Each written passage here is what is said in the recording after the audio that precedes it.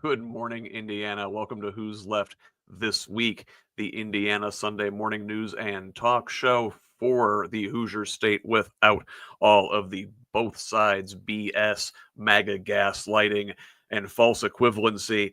My name is Scott Aaron Rogers. I am broadcasting from Bloomington. We've got a packed show. The fire hose of news continues to come at us this week. Got a great panel with me here today.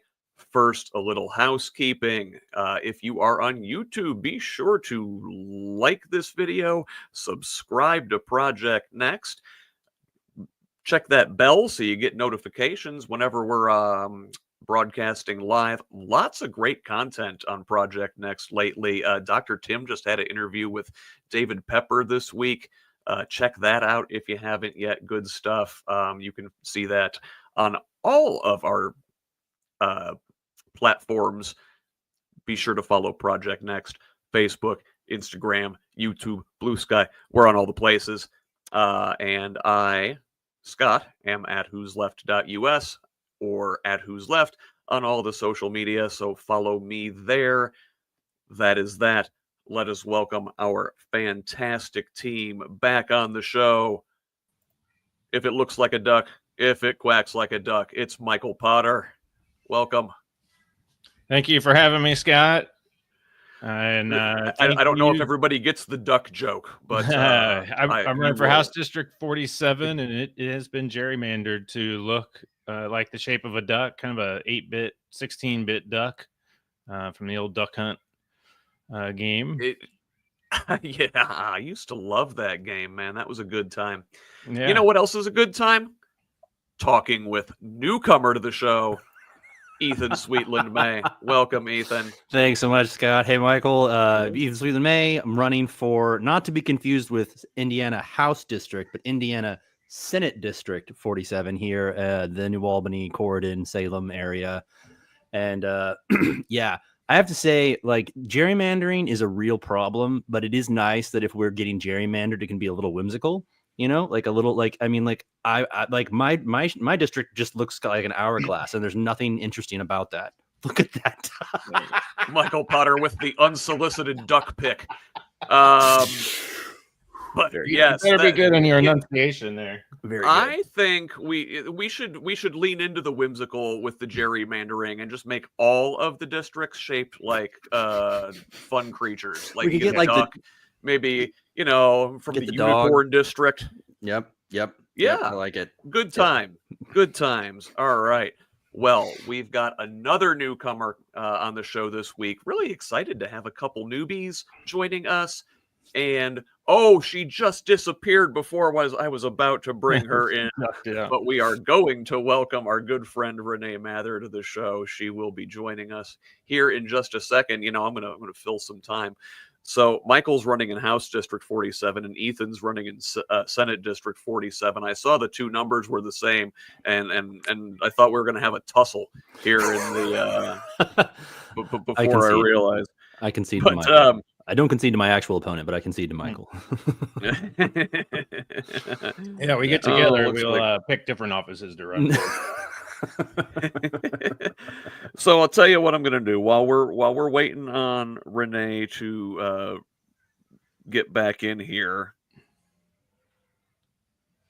Let's go ahead and start. Oh, hey, there she is.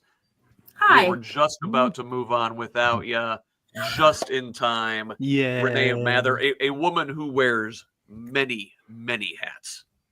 I do. Can you tell us about a couple of your hats? Yes. Well, I'm secretary for our local executive Democratic committee. Started that on March 1st. In January of 2024, I was appointed to a position, deputy chair for administration with Adam Dickey of District 9, Democrat Executive Committee. That has been changed to chief of staff. So I do that. And I, in the past 22 weeks, started a 501c3 and C4. The Washington County Community Action Coalition is the C3. Washington County Community Action Network is the C4. And I am one of the cardinal leaders for our Washington County Pride Queer Straight Alliance group. Started that with a group of people 5 years ago. Wife, 23 years to my husband, and mother of 5 children. Absolute legend. When do you sleep? This is a good question. This is a thing that people know, but I don't sleep. Yeah, Michael is. I try to do the sleep thing. Sometimes I do, sometimes I don't. You went to let me in here, and my internet was like, nope, and I got the rings of death. So, thanks for. But we are glad you're here now. Interject here. You know, we're down in French Lick a couple of weeks ago for from Democratic administration, and I think I'm up just hanging out with some folks I don't see very often at 1 o'clock in the morning, 2 o'clock in the morning, something like that, and here comes Renee working, doing, got to do this, got to do that. I'm like, where did she come from? And why isn't she sleeping? It was my first party, Michael. It was my first party. Always working. So good. Well, I'll tell you what. You know what? This is a nice segue because you rarely are up to any good at that time of morning, and while you guys were, someone who wasn't a few months ago was State Senator Mike Bohacek from Michiana Shores. Drunk driving up in Michigan City. Let's hear it for the 219. That's my hometown. They know how to turn it up there. So the state senator was initially charged with 3 counts of operating a vehicle with an alcoholic concentration equivalent to 0.15 or more. He was 3 times over the legal limit. Operating a vehicle while intoxicated in a manner that endangered a person, also a Class C misdemeanor, and operating a vehicle while intoxicated, a Class C misdemeanor. So he pled guilty to 1 misdemeanor drunken driving charge this week, calling for $110 in fines, $189 in court costs, $200 for countermeasure fees. He was also ordered to complete a substance abuse evaluation and participate in therapy. Say, Ethan, is that a sweetheart deal? Did he get off easy? Well, Scott, there's a lot of ways I could talk about that, but the one that comes to mind most immediately is that I've been talking to people a lot about misdemeanors recently because the favorite misdemeanor that everybody wants the book thrown at right now is undocumented immigration. And they want people who are undocumented immigrants to be arrested, not given due process, thrown into detention camps, and summarily deported to places like Uganda. So, I mean, from where I'm sitting, that seems kind of soft. It seemed. I mean, I think he's a little. If we're talking about how serious a misdemeanor is, and we're talking about how serious we need to deal with crime in our communities, it seems a little bit soft. Or at the very least, maybe a double standard. I live in Bloomington.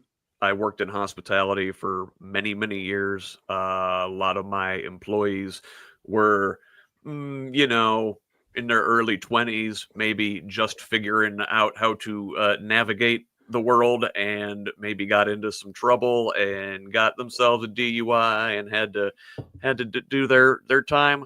I want to see Mike Bohacek on Road Crew. That's all I'm saying.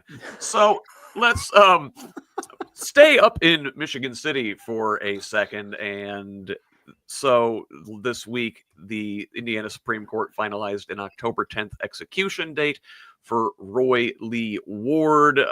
In its ruling, the court rejected arguments that the state's lethal injection process poses a constitutional risk and said Ward had not met the legal burden to reopen his case. We've talked about the death penalty up here before. Also, it turns out just a couple weeks ago, the Department of Corrections in Indiana changed course and said they plan to keep the state prison in Michigan City open beyond 2027, when they had previously announced closure to the Civil War era Indiana State Prison. Michael, just a couple thoughts real quick on keeping this prison open and still executing people in the year 2025? We're a pro-life state, right? So, isn't that what everyone claims is what they're voting for, is pro-life? And but man, when it comes around to the death penalty, the pitchforks come out really fast. And I'm over it. And I really don't have a whole lot to say about that. Like it doesn't make sense. And not a lot of things make sense in our government right now. So I'll pass it on. Yeah. So also this week, let's move on down to Indianapolis. There has been an abrupt leadership change atop the Civil Rights Commission there. This is from the Indianapolis Star. The Indiana Civil Rights Commission is an agency charged with enforcing civil rights law and investigating discrimination complaints in the workplace, housing, and other areas of civil life. Jose Evans, a former Republican Indianapolis City County Councilor who took the helm in March, resigned on August 22nd after only 5 months on the job. Governor Braun appointed J. Philip Clay, a Republican real estate investor who previously ran unsuccessfully for State House, to replace Evans. So the circumstances surrounding the switch-up are unclear, but 2 former employees and contractors of the agency spoke during a public commission meeting in May about a work environment under Evans characterized by aggressive behavior and a climate of intimidation. Both told the commission board that the state's Human Rights Resources Department was aware of multiple complaints. Renee, any comments? I mean, where do you begin with this stuff? Like, sorry, Ethan's laughing. Like, we were talking a few minutes ago. This used to be hours that I went to church. And we're talking about people stripping humanity away, right? By hours I went to church, I mean 10:30 to 12, right? And here we are doing a podcast where we're trying to ask people who were in these church settings before to honor humanity of other people. Like, I hear what you're saying, and I know I'm supposed to have a political response, and I just sit here like, why are we not caring about other humans so they can be humans? Like, and then how many people are in church right now like, oh, we got to, like, I'm sorry, maybe I'm not. I don't think I'm answering the question. No. You make a very good point, because like the political is supposed to be human, right? I mean, that's the reason that people are supposed to be getting into politics, or for very human reasons, to make lives better for people. And it's just a shame that it seems like wherever you get Republicans into office, there's just a lack of professionalism, and there's just it turns out authoritarians have a very authoritarian way of running their offices, and not everybody really appreciates that. It turns out. Well, can I Go add ahead. to that? That's where I see the hierarchy of okay, I know we're going to touch on the Beckwith conversation possibly, but you're so taught in church that the man is the head, the woman is to submit. And I went to those types of churches for 20 years of my life. And when you say hierarchical and Republican, they think that if you don't have one person in charge, there's no way forward. And quite frankly, having multiple people adding to the conversation and making sure that you're seeing, like, if they were really functioning the way the Bible was saying, sorry, I don't mean to bring Bible into this, but I am. So there was this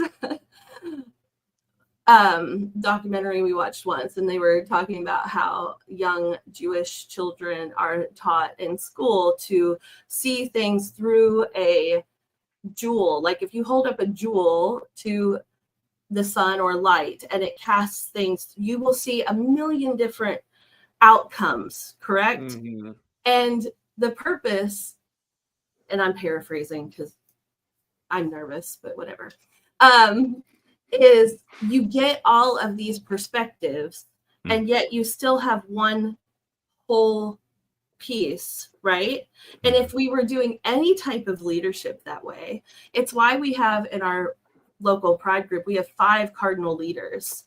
I am not the leader. We have 5 people, and we highlight each of their strengths, and we work together as a structure to get something done, you know, to protect our group or whatever. So if your perspective is that one person has to be in charge and have the vision, and you're doing it all hierarchical style, obviously that's going to bleed from church into politics, because that's the area that we live in. It really is, I think, a fundamental difference, I think, between the left and the right that you get at is the you know, it's empathy. Like, you know, being able to see things from all these other different points of view is empathy. And right now you have this trend on the Christian right to talk of empathy as toxic. It's really weird, and it's really gross. And yeah, the only right-wing response to anything, it seems like, you know, force and punishment. Speaking of, so still in Indianapolis, city leaders on the wasn't the city county council, it was the Public Safety and Criminal Justice Committee, voted down a proposal at a Wednesday meeting about curfew violation fines for parents. So earlier this month, the City County Council approved a 120-day curfew for youth in Indianapolis. We talked a little bit about it here on the show after a mass shooting on 4th of July weekend. So this curfew made guidelines more strict for when teens under the age of 17 can be outside. This proposal would have instituted like a tiered system. So a written notice for the first offense, a $500 ticket for a second offense for the parents, and a $1,500 fine on third or subsequent offenses. So the Public Safety Committee rejected this, rightly, I think. But the FOP president, Rick Snyder, says council members sent the wrong message with their decision, saying harsh punishments are needed to prevent further death and violence. And it seems like this is just the exact lens we were looking through these things. The folks on the Public Safety Committee were looking at the facets. FOP President Snyder is like, no, there is only stick. There are no carrots.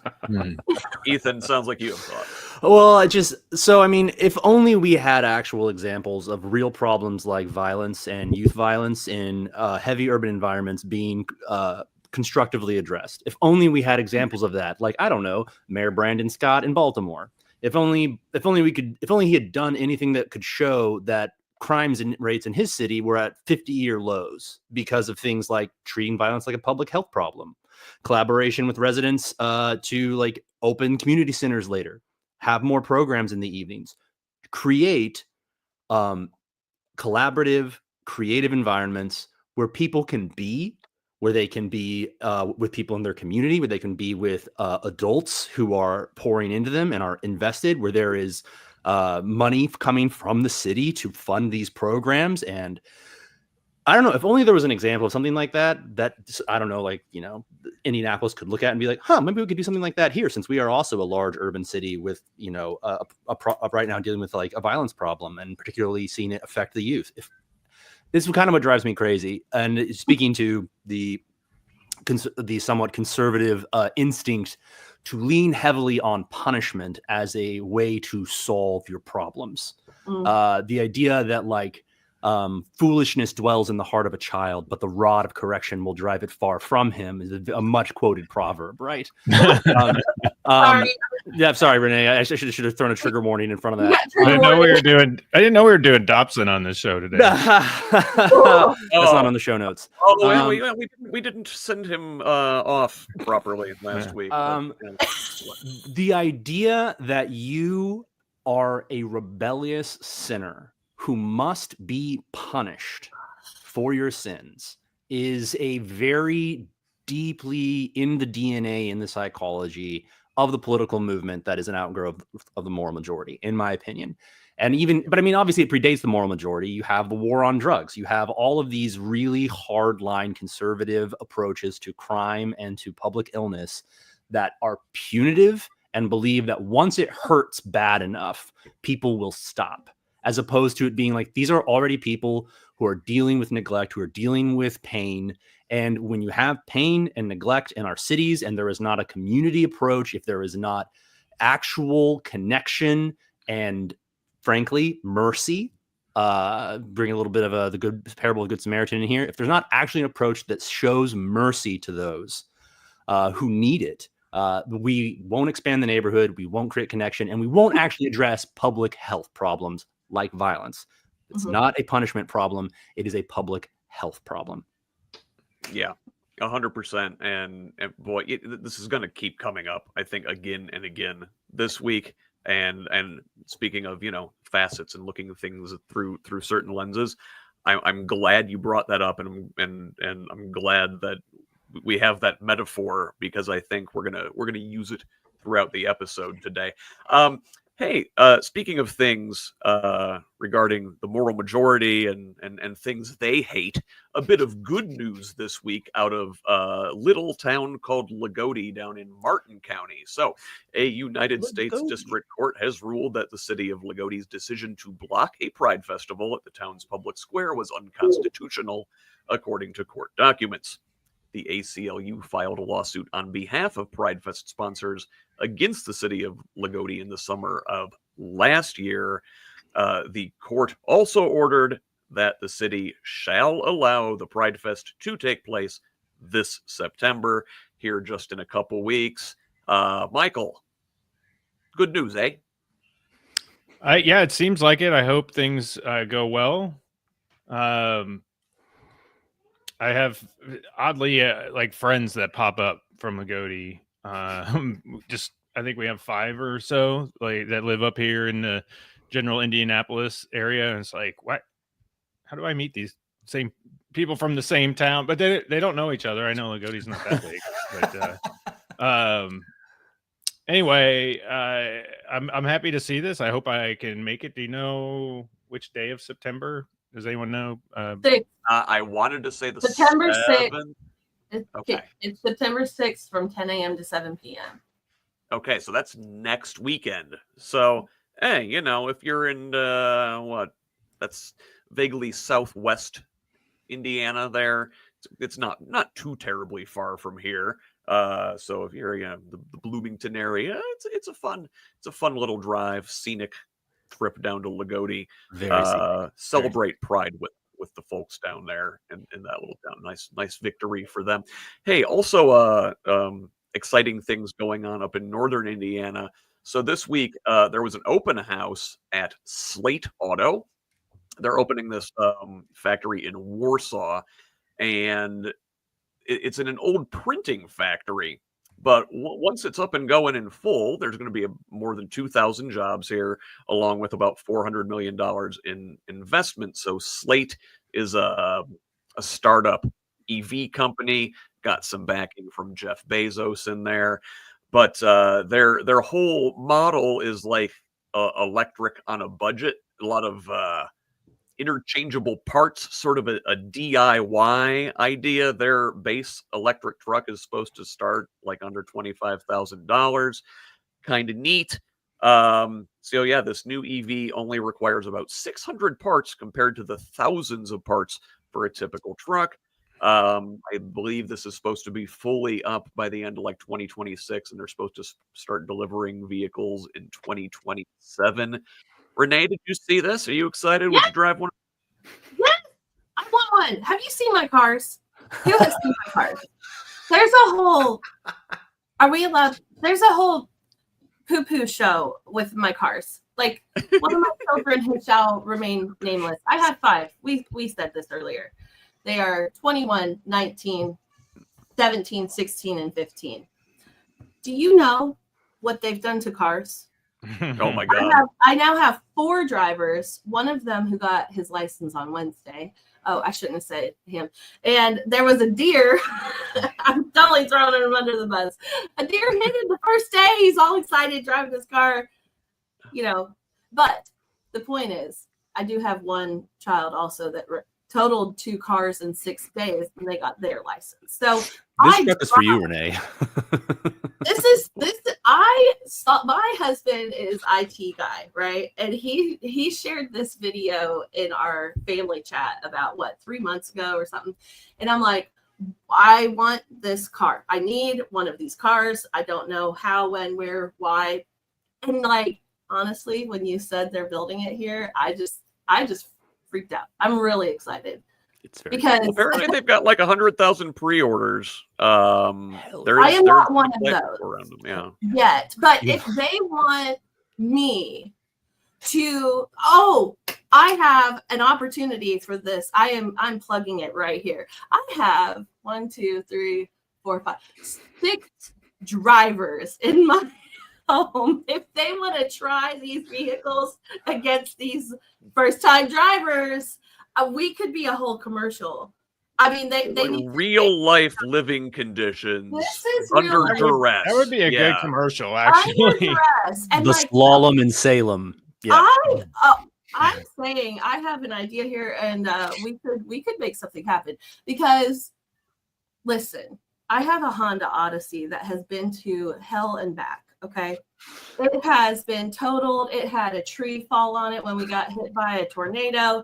It had it had a deer hit it. It doesn't like to open the front door. And then recently it made its way to Vermont for a trip, and some children couldn't get the sliding door shut. So now we don't act like there's a passenger sliding door either, because it will never close again if you try to open it. And also it has to be unplugged whenever it rains, because a whole other reason. So I have an idea for these Slate folks. It's beautiful. All right, like Slate, reach out. We can work on something here. I'd be happy to do an ad read. So hey, well, now I hate to go like into downer mode, but as we were having fun, but we did see this week that late Colts owner Jim Irsay. There's this expose article in the Washington Post this week that Irsay suffered many setbacks in his longtime addiction to painkillers before his death in May. The Post cited 5 people who had direct knowledge of his relapses, but who requested anonymity because they said they feared retaliation from the team. The Post story says Irsay overdosed at least 3 times since February 2020, including twice during a 12-day span, the first in December 2023 at his home in suburban Indianapolis, and the second in January 2024 in Miami. The franchise was not terribly upfront with what was going on with the owner. I mean, his personal struggles were known. Ethan, do you have thoughts on this coming out? Is this something we need to know, deserve to know? Is this stuff that should maybe be kept in the family? Does it feel prurient for us to even be talking about it? Well, obviously it's prurient, but the entire news cycle tends to be that way. But there also, I think one thing that is really, really worth talking about here is that drug problems are often talked about as a poverty problem, and obviously it affects like impoverished areas in really significant and highly visible ways, but it absolutely affects the ultra rich in but it's just not as visible, because you can have a whole staff handle your overdose. You can pay for the best doctors to rescue you from the brink of death, and you're not going to get picked up by the cops and put in jail. So on the one hand, the big thing that stands out to me about the Irsay story is it is a commentary on how different addiction works for rich versus poor. That if you are rich, you are likely to get help. You are likely to have people cover for you. You are likely to see the best doctors. You are likely to have the best chance of recovery and change. All that is not enough to beat addiction. The idea that like, oh, well, if you weren't so poor and lazy, you could beat addiction. Like, obviously that's not true. And the other part of that is that we have to talk about the fact that Americans and people around the world, but Americans are in pain, and we do not have good solutions, and we do not have good programs to support them through getting treatment for pain and then coming off of treatment for pain and having long-term support to help people on their journey with pain. And it's been that way ever since Harry Anslinger stepped up and started the war on drugs. It's a pet topic of mine. It is a war on drugs, is a war on our neighbors. It is a war on pain, not to help people in pain, but to punish them for it. And it's been that way. It is still that way. And you see it play out. I wish Byron Holland were here. You'll have to get him on. He could go on and on about this. I know this is his home turf. But if we do not treat people who are in pain like they need help instead of like they need punishment, we are going to continue to get the results we get from poor to rich. And that's what I see in the Irsay story. Yeah. Yeah. Can I add? Yeah, what's up, Renee? Okay. My real dad has struggled with addiction throughout his life. And there was a point where he had gone to prison and got out and had cancer. And but he also had almost no money. He had remarried, and I have 5 half siblings who are half black, half white. And they're amazing. And it was better for him to sell his cancer drugs. I'm not saying anything that isn't known, so I'm going to say this.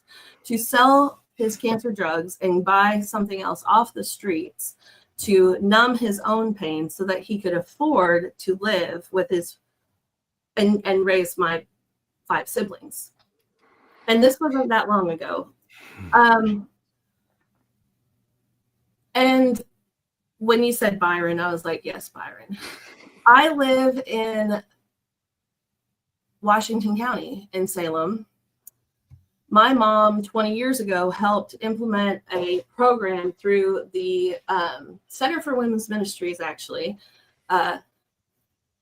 And it was a program with, I believe it was Judge Newkirk and a couple churches that would send addicts who got arrested. They had 3 opportunities to go to a rehab place instead of going to jail, right? And they implemented this program. It was in the early 2000s. And I was really proud of her for that. And it's still currently implemented. My husband and I moved to Vermont, and we moved back in 2018. And I took a leadership program when we came back, Awareness Washington County. And during this program, Dustin Houchin, Aaron's husband, is our county judge, and he was prosecutor for a while. And he came as one of the speakers to the leadership program for the afternoon.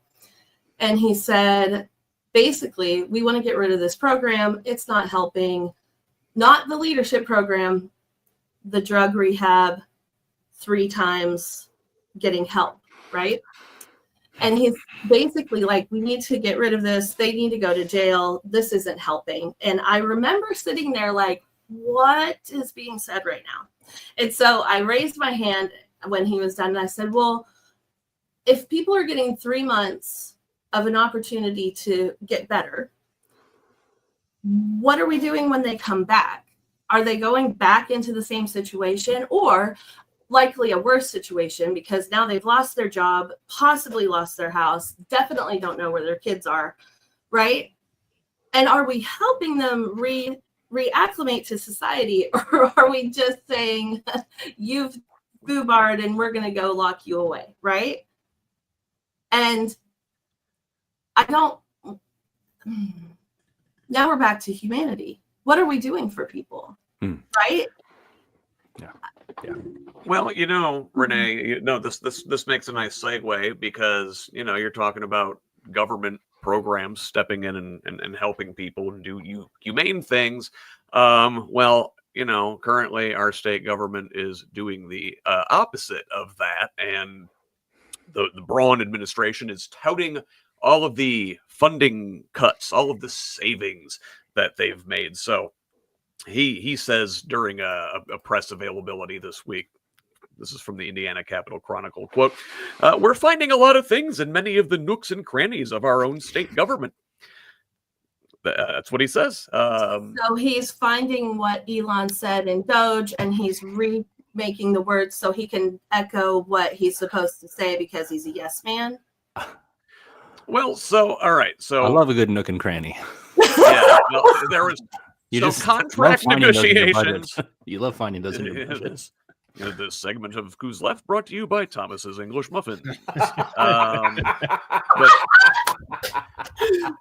the butters in there. Yeah. So anyway, contract renegotiations saved $1.4 million and prevented $37 million in projected spending, according to Braun, and reforming the state's approach to procurement using national price benchmarks and smarter processes saved $2.3 million and cut an additional $31.8 million from future expenditures. So, listen, those are numbers, right?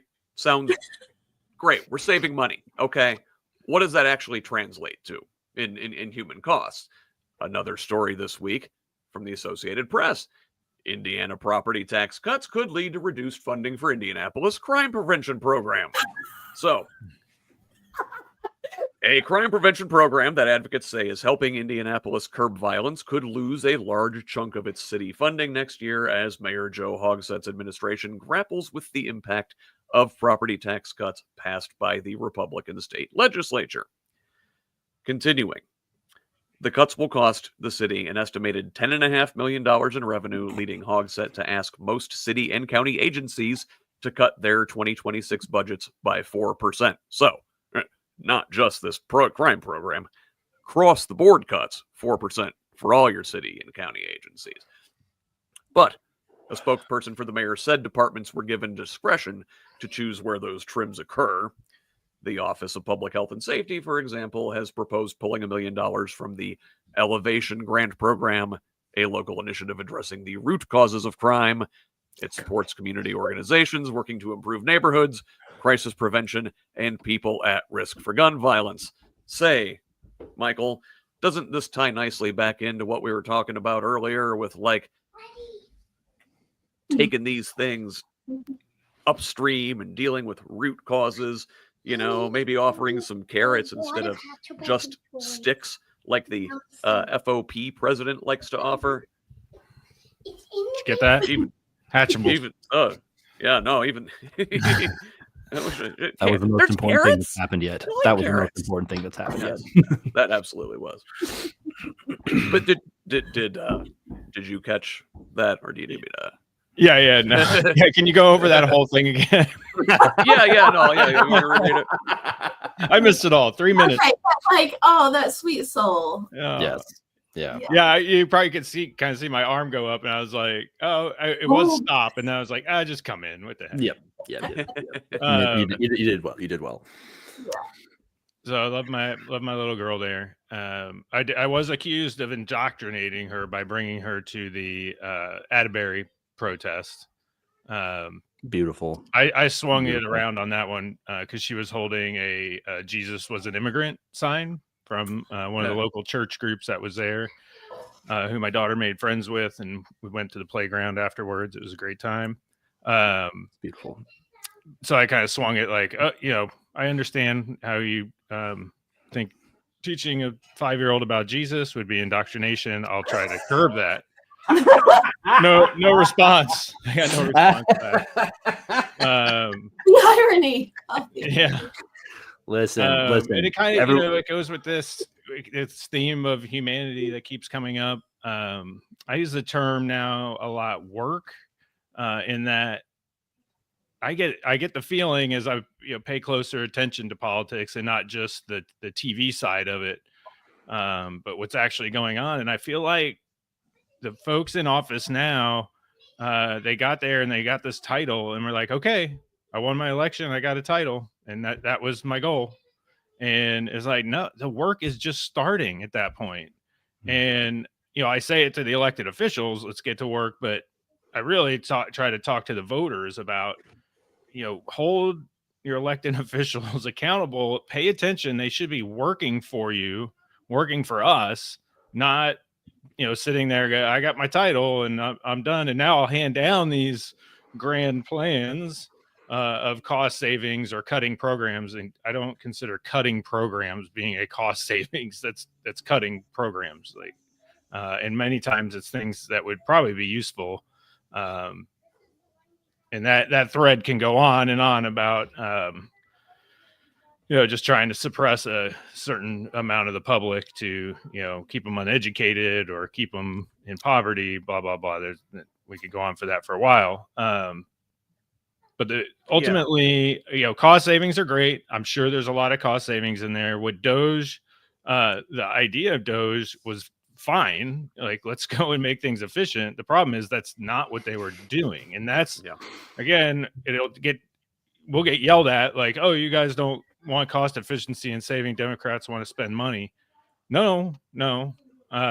We want you to actually do the cost savings. If that's what you're saying you're going to do, then do that and not be performative and actually spend more money in the process, really, to get Elon Musk out of a ton of regulatory trouble that really would have hampered his businesses that he hasn't hampered himself already.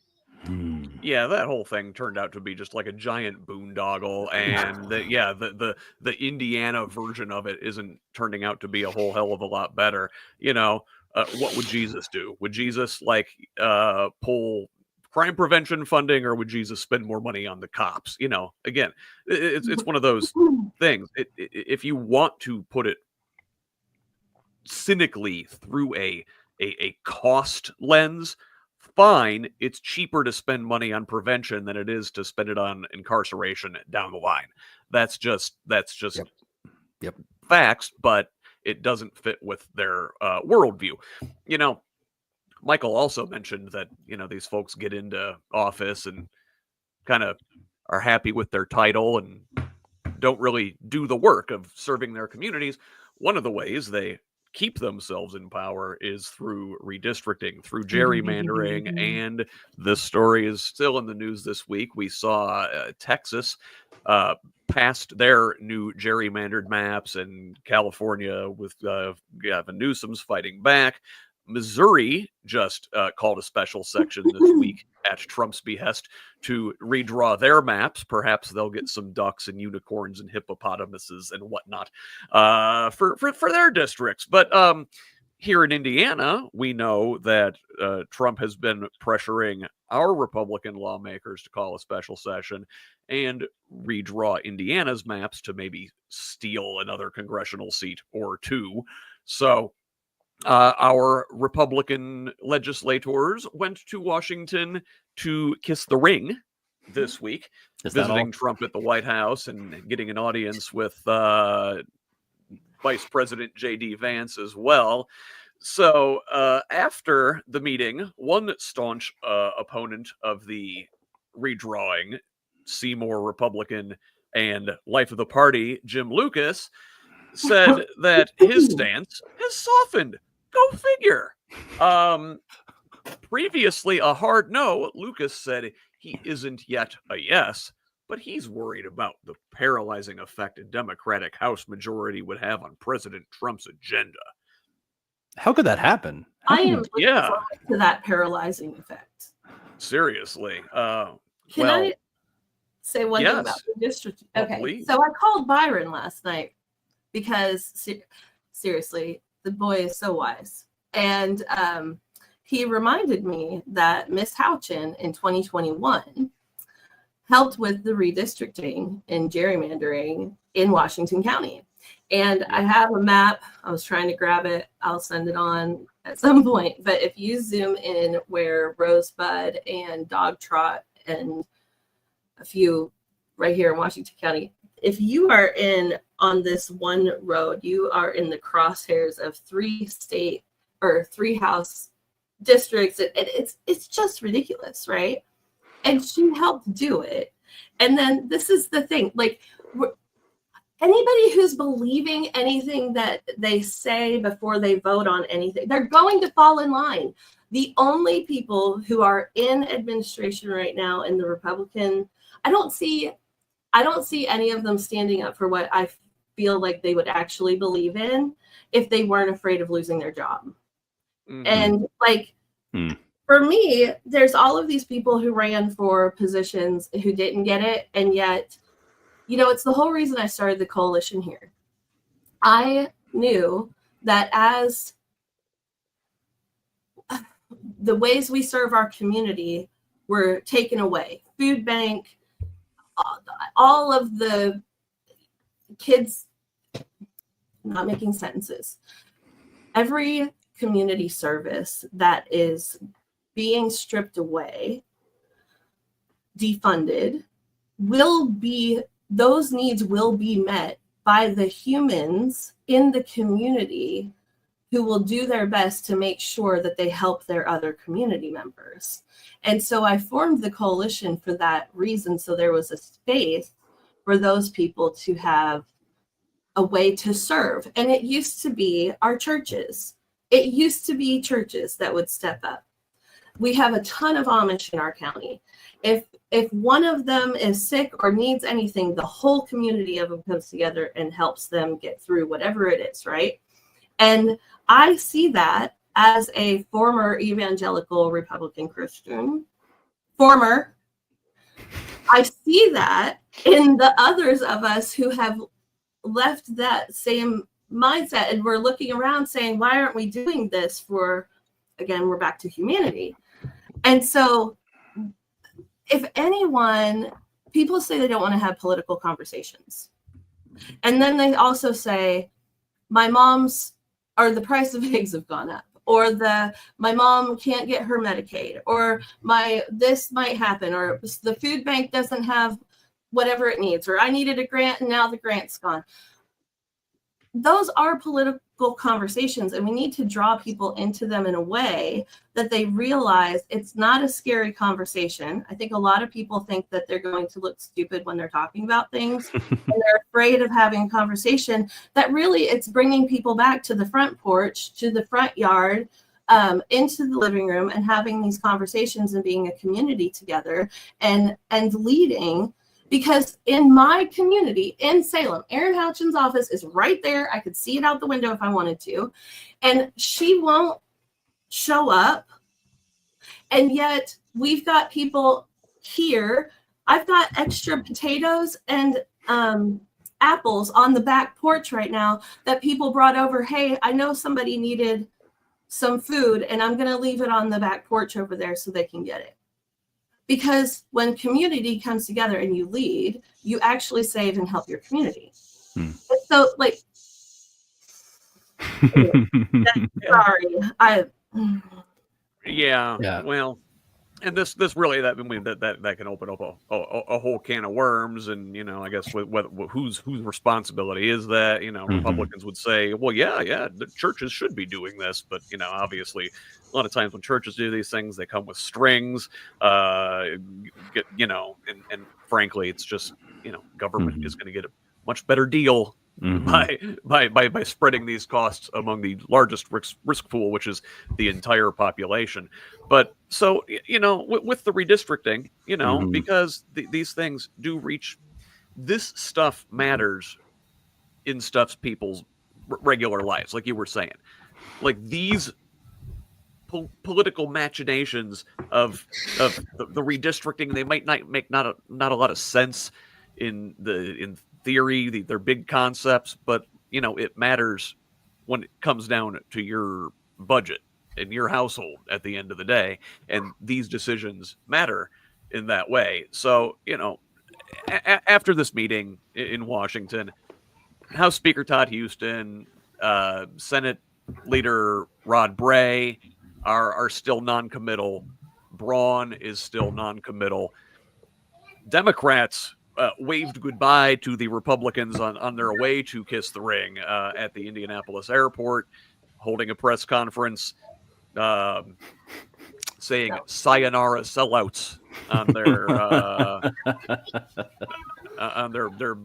messaging there. Is that good messaging?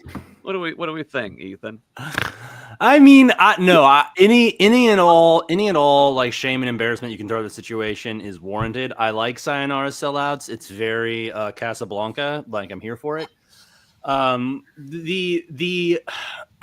I like calling them cowards. I really like the word coward. Coward.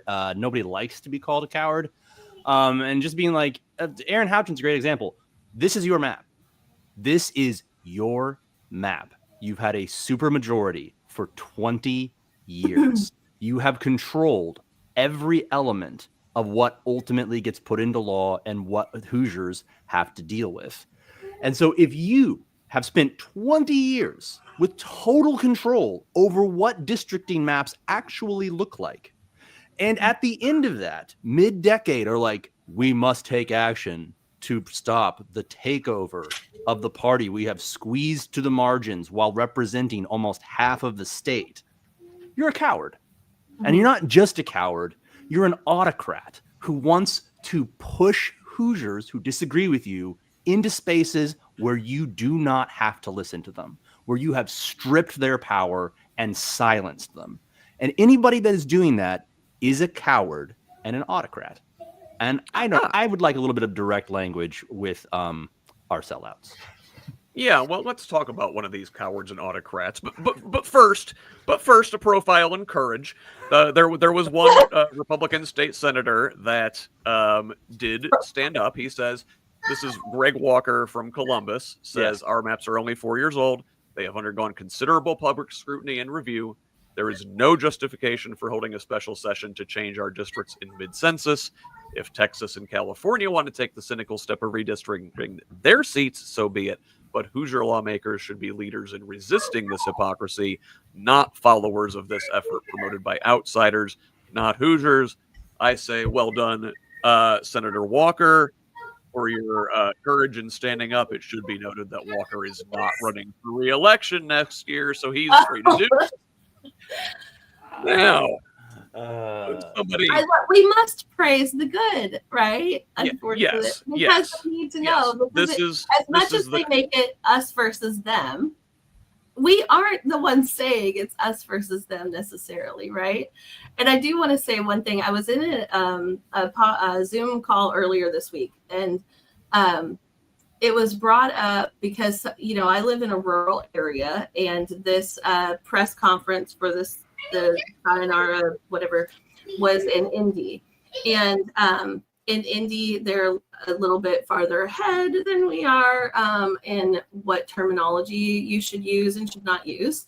And in this podcast or Zoom call, it came up that it throws our Asian population under the bus a little by using sayonara. I did not know there was a negative. Yeah, I saw that too.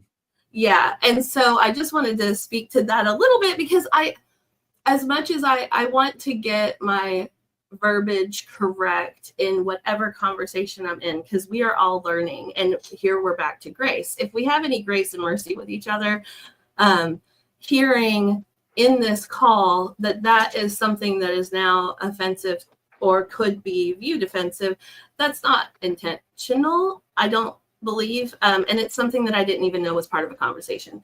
So I wanted, since my friend Ethan is running for office and he said, I like sayonara, la, la, la. I was like, I will share this little tidbit because there's things that we don't know. And until you learn about it, it's kind of like, well, I didn't mean to stick my foot in my mouth, but I always stick my foot in my mouth. So I'm professional. Yeah. I'm good at that. I live with my foot in my mouth. Somebody who should try sticking their foot in their mouth more, because maybe they wouldn't say such dumb things, is State Rep Andrew Ireland, who says the GOP has a constitutional right to redistrict, saying in an interview with NPR's Steve Inskeep, another Hoosier, by the way, that, quote, I think there's a strategic disadvantage at the national level for Republicans in Congress because of partisan gerrymandering in other states like our neighbor Illinois. Right now, the leader of our party, I think, recognized that issue, and we can sit on our laurels and say that we have this map that the Princeton Election Lab, for example, rates as one of the least gerrymandered in the country.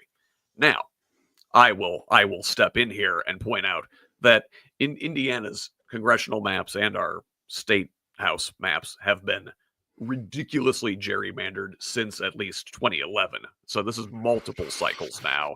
And that Republicans are not at a disadvantage at the national level because of gerrymandering, but in fact have 11 states that are gerrymandered to hell, including Indiana, including Texas, including Missouri, where they're going to try to gerrymander it further, and others, whereas Democrats have like 4. So facts just do not comport there, Representative Ireland. He further says that because, Indiana is like a 60-40 state, that they should have the right to have all of the seats, and that Republicans are more representative of the average Hoosier. Let's see. Michael, thoughts? Well, it's not what we see, in the voting. So by pointing out whether it's 60-40 or something closer to 50-50, but then how we're represented, he's pointing out that it is gerrymandered by using the data, right. Because we don't have even 60-40 representation in our chambers. So he's kind of making the case for us. This past week, but doesn't realize while he's doing it that he's doing that. No, he says it very confidently, right? And earlier this, I guess it was the end of last week, I went up to one of our Secretary of State meetings where they're talking about changing voting centers versus polling locations, blah blah blah. They had a great presentation, lots of data, lots of science going on, and woke. No, it was their science, their stuff they're presenting. And so my question was, why would we use this scientific data when you would not consider scientific data for COVID or global warming, climate change? And like the room just went, woo. Who's this guy? It was kind of funny because they saved my question for last and kind of made it like in our last question of the day. Michael Potter's like, I'm wearing a Blythe Potter for Secretary of State shirt.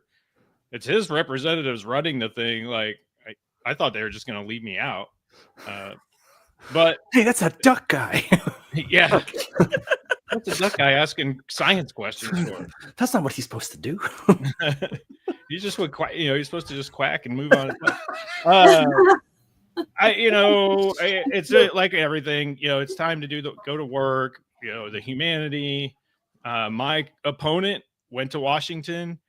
He's in Washington having these meetings while online with his local community, not just our district, but the people that live closest to his precinct, are complaining that they have no, there was a plan for them to get rural broadband, and it was dropped, and the city council dumped it.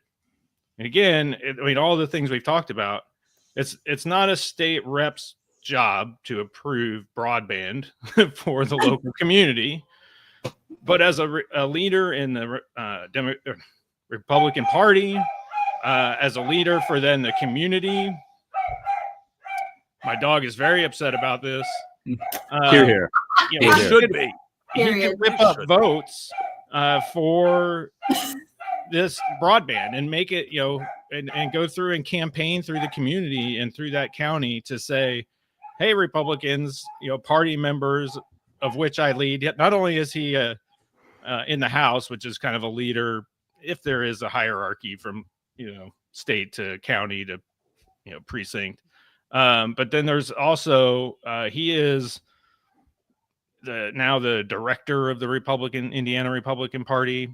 I don't know what that title means. It's different than the chair, but again, he has assumed a title, but doesn't want to do the work of encouraging his community to do things that were put in place by Republican politicians. Like he probably voted at some point to approve the funding to have our rural communities get broadband. And when it's critical and that vote is on the table for the community, he's in Washington talking to Donald Trump or JD Vance. Well, you must ring. Yeah. Maybe he can help his constituents get hooked up with Starlink so they can pay you a lot. Yeah. Starlink. So let's stay in Indiana here and move on to this next story. Now we've poked around at this one a little bit, but I wanted to just dig a little more this week. So an Indiana Law Enforcement Training Board is weighing a request to decertify the Du Bois County Sheriff. If you recall, Sheriff Tom Kleinhelter was under investigation by the Indiana State Police into allegations of misconduct. So, although a special prosecutor ultimately decided not to charge Kleinhelter, the training board voted on August 18th to move forward with charges of fraud, perjury, false informing, and criminal misconduct. The Law Enforcement Training Board Decertification Committee was asked last week to review the case. That was following a request from its executive director, Tim Horty. Now, if decertified, Kleinhelter could still serve as sheriff because the sheriff's office is constitutionally created. It is an elected office. Holding it does not require police certification, but boy, doesn't look great.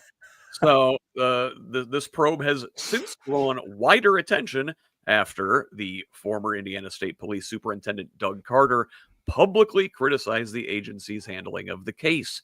Carter pointed to the discipline of Lieutenant Jeff Herron, the lead investigator, who was suspended after pressing a reluctant prosecutor to charge Kleinhelter. So let's summarize here.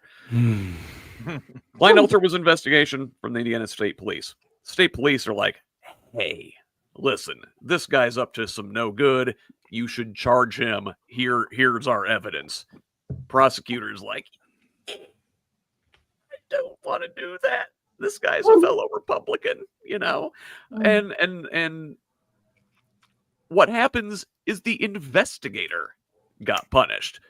Many think under pressure from Governor Mike Braun. Just in general, and I've got information pulled up in our show notes. Do Indiana law enforcement, our sheriff's offices in particular, have a problem, Renee? Thank you, Scott, for that question. We've had conversations. The corruption goes from Washington, D.C. all the way down to Salem. It's ridiculous. And the overarching issue is people don't want to call it out. Mm-hmm. Everybody, and you're in a rural town. Okay, maybe that's not fair because I saw Michael's face. The people. Oh, I know where you're going. You can say it. I'm not offended. If you have 1 million or 100, or depending on the population of your area, people all saying the same truth, great. But if you leave it to one person or 2 people or 3 people to say the truth, they're going to try to make you look like the bad guy and they're the martyr, right? Mm-hmm. And so delivery in your area is everything. And like the corruption in Washington, D.C.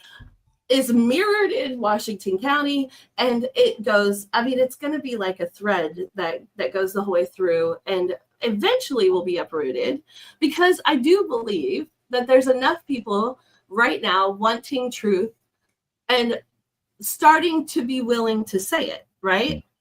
Because we don't want to make martyrs out of anyone. If they get martyred, then they're like, oh, well, I mean, we're living with a president who, okay, I'm just not going to finish some of those because I don't even have to. The issue is every single person who's willing to do the right thing right now, we need to stand with them and do the right thing alongside them and make it known and talk about these things on podcasts and in our conversations. And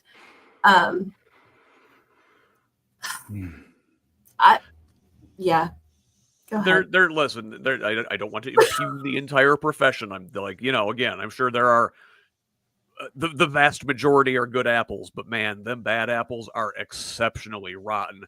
Right down there in your neck of the woods, Renee, there was Jamie Knoll a couple years ago. He's serving like 15 years in prison right now for swindling taxpayers millions of dollars for cars and planes and vacations. Judge Medlock, who was in charge of that, lives here in Salem. Yes. And then we found out in an Indy Star investigation not too long ago that there was like a police gang in Elkhart.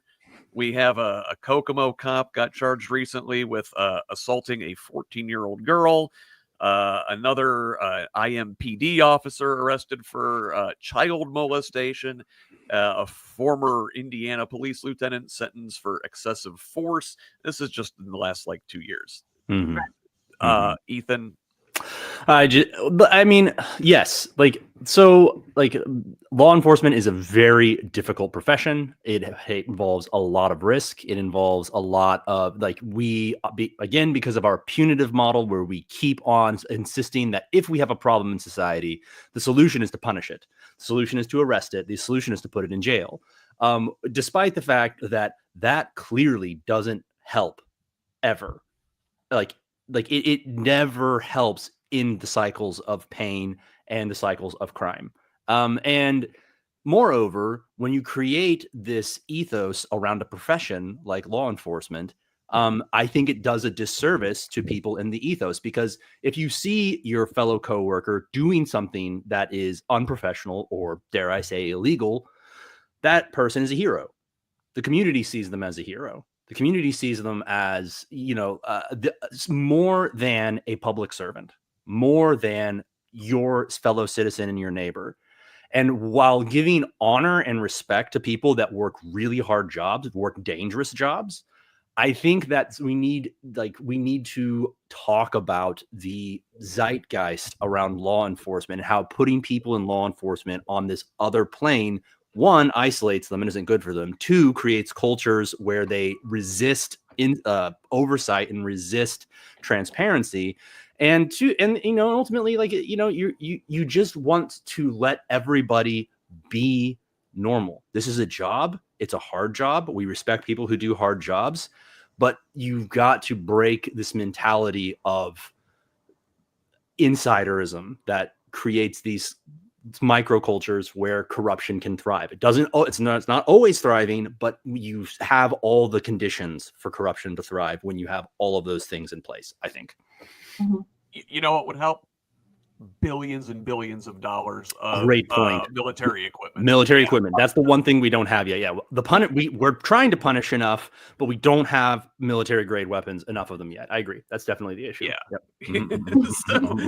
Be careful.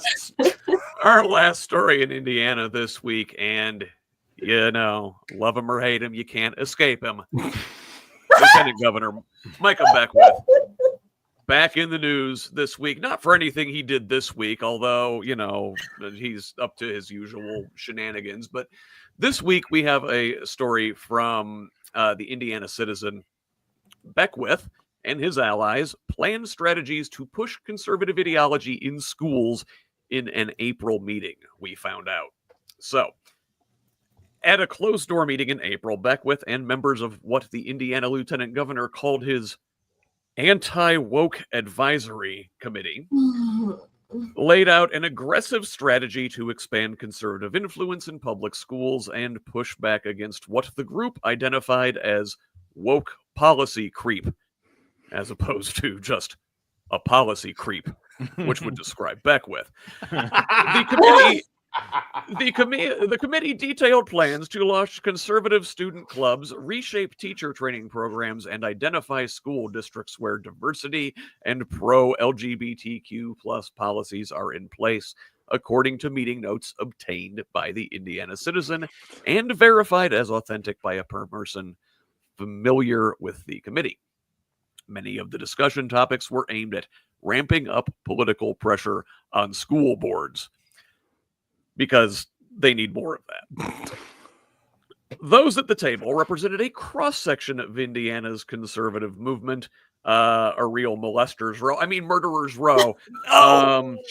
Attendees included Indiana Family Institute Executive Director Ryan McCann and Education Director Martin Struther, former Attorney General Curtis Hill, who lost his 2020 renomination bid after his law license was suspended over groping allegations. He joined by video. That's for the safety of everyone present. Probably because some of the other people in the room would have felt uncomfortable around him.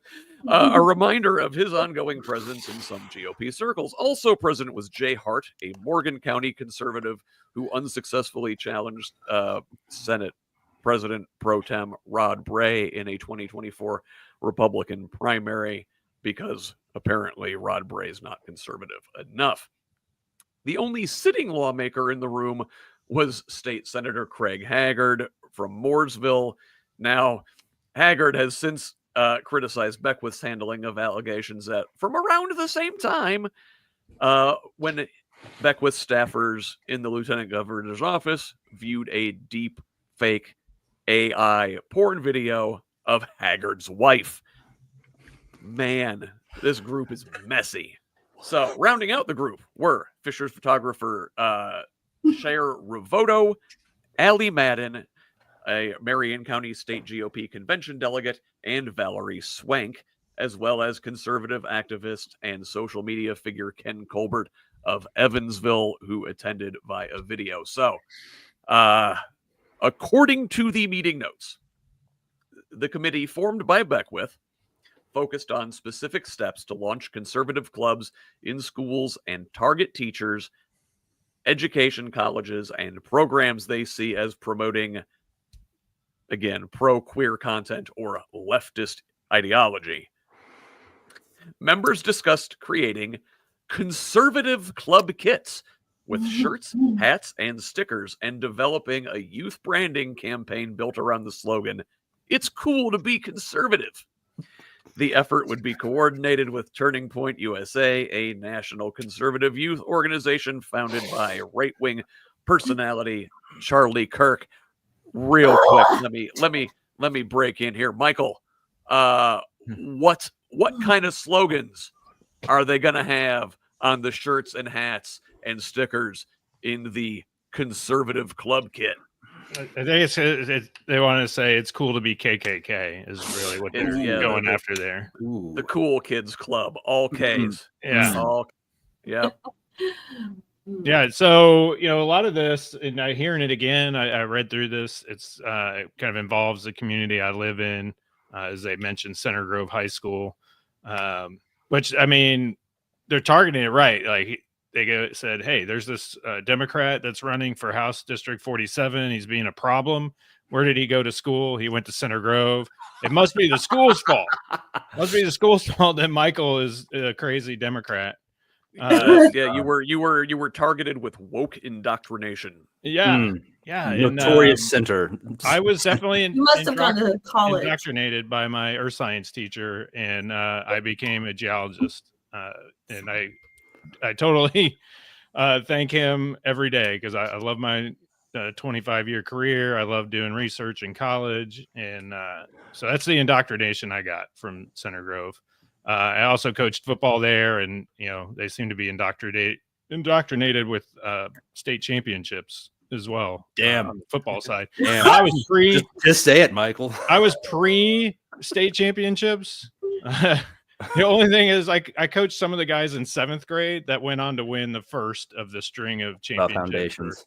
Or so maybe that was the start. I was the key in 7th grade. But and when I played at Center Grove, I was Well, I was terrible, but the team was terrible. We had losing record for the years that I was there. So I get no claim to those state championships, except now I live in the community.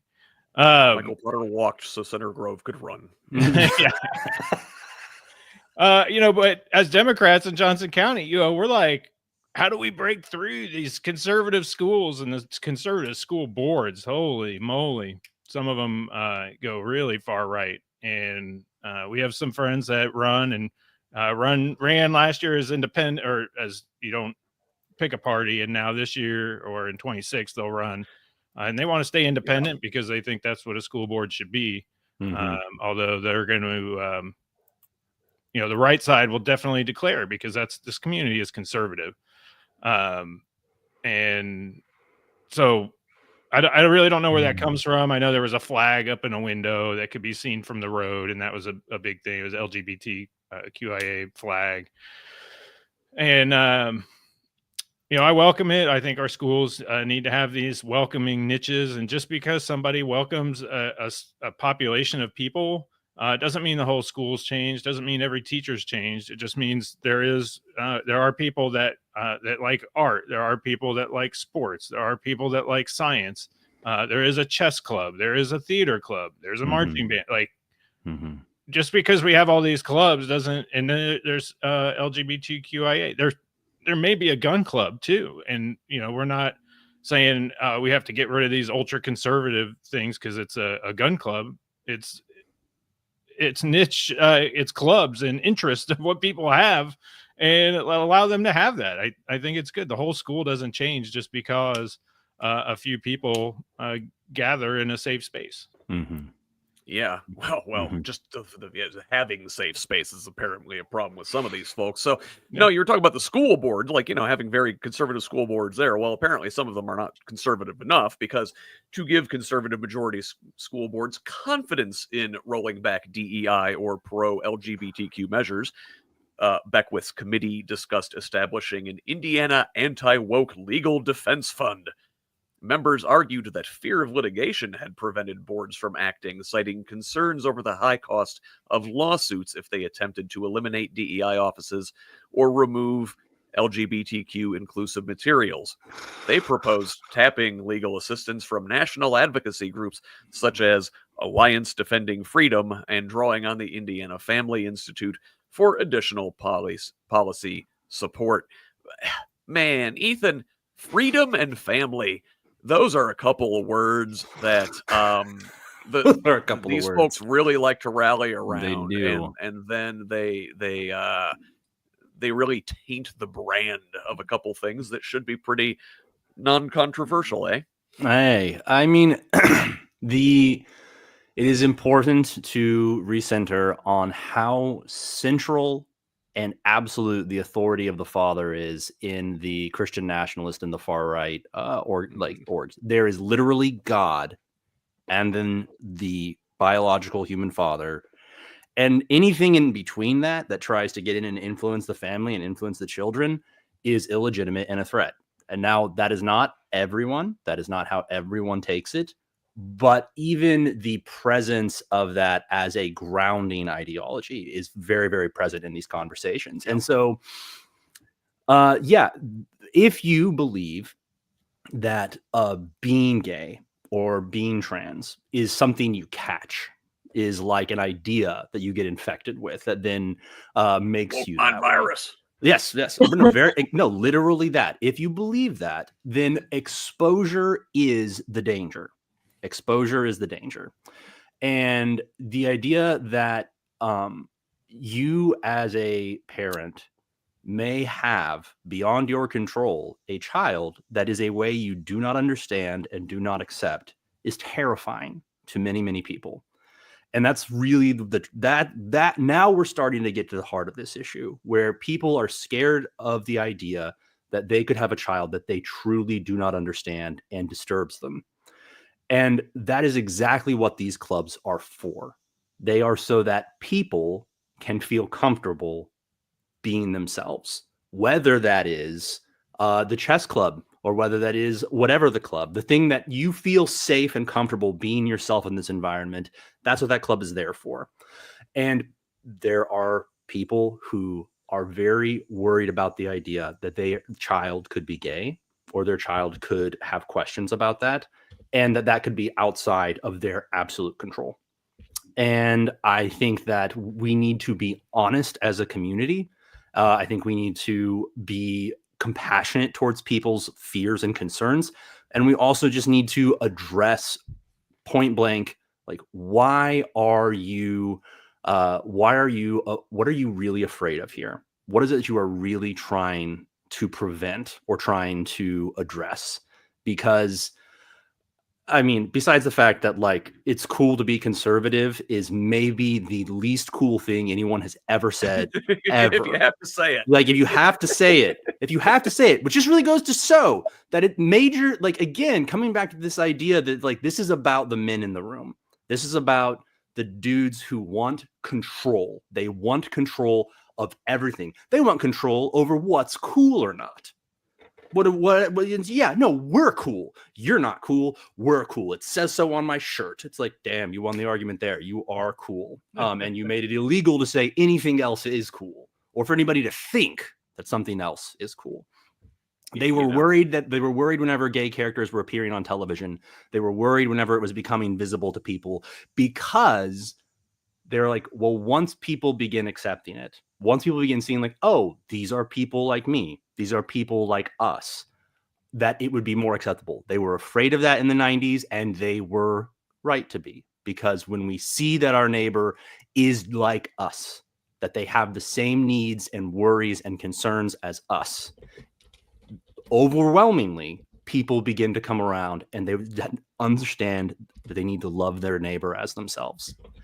But if you can make it go away, if you can make it invisible so that the only narrative about it is coming from people that were wearing a shirt that says it's cool to be conservative, then that's the only thing that you're going to think about these people that we are otherwise making invisible and silencing.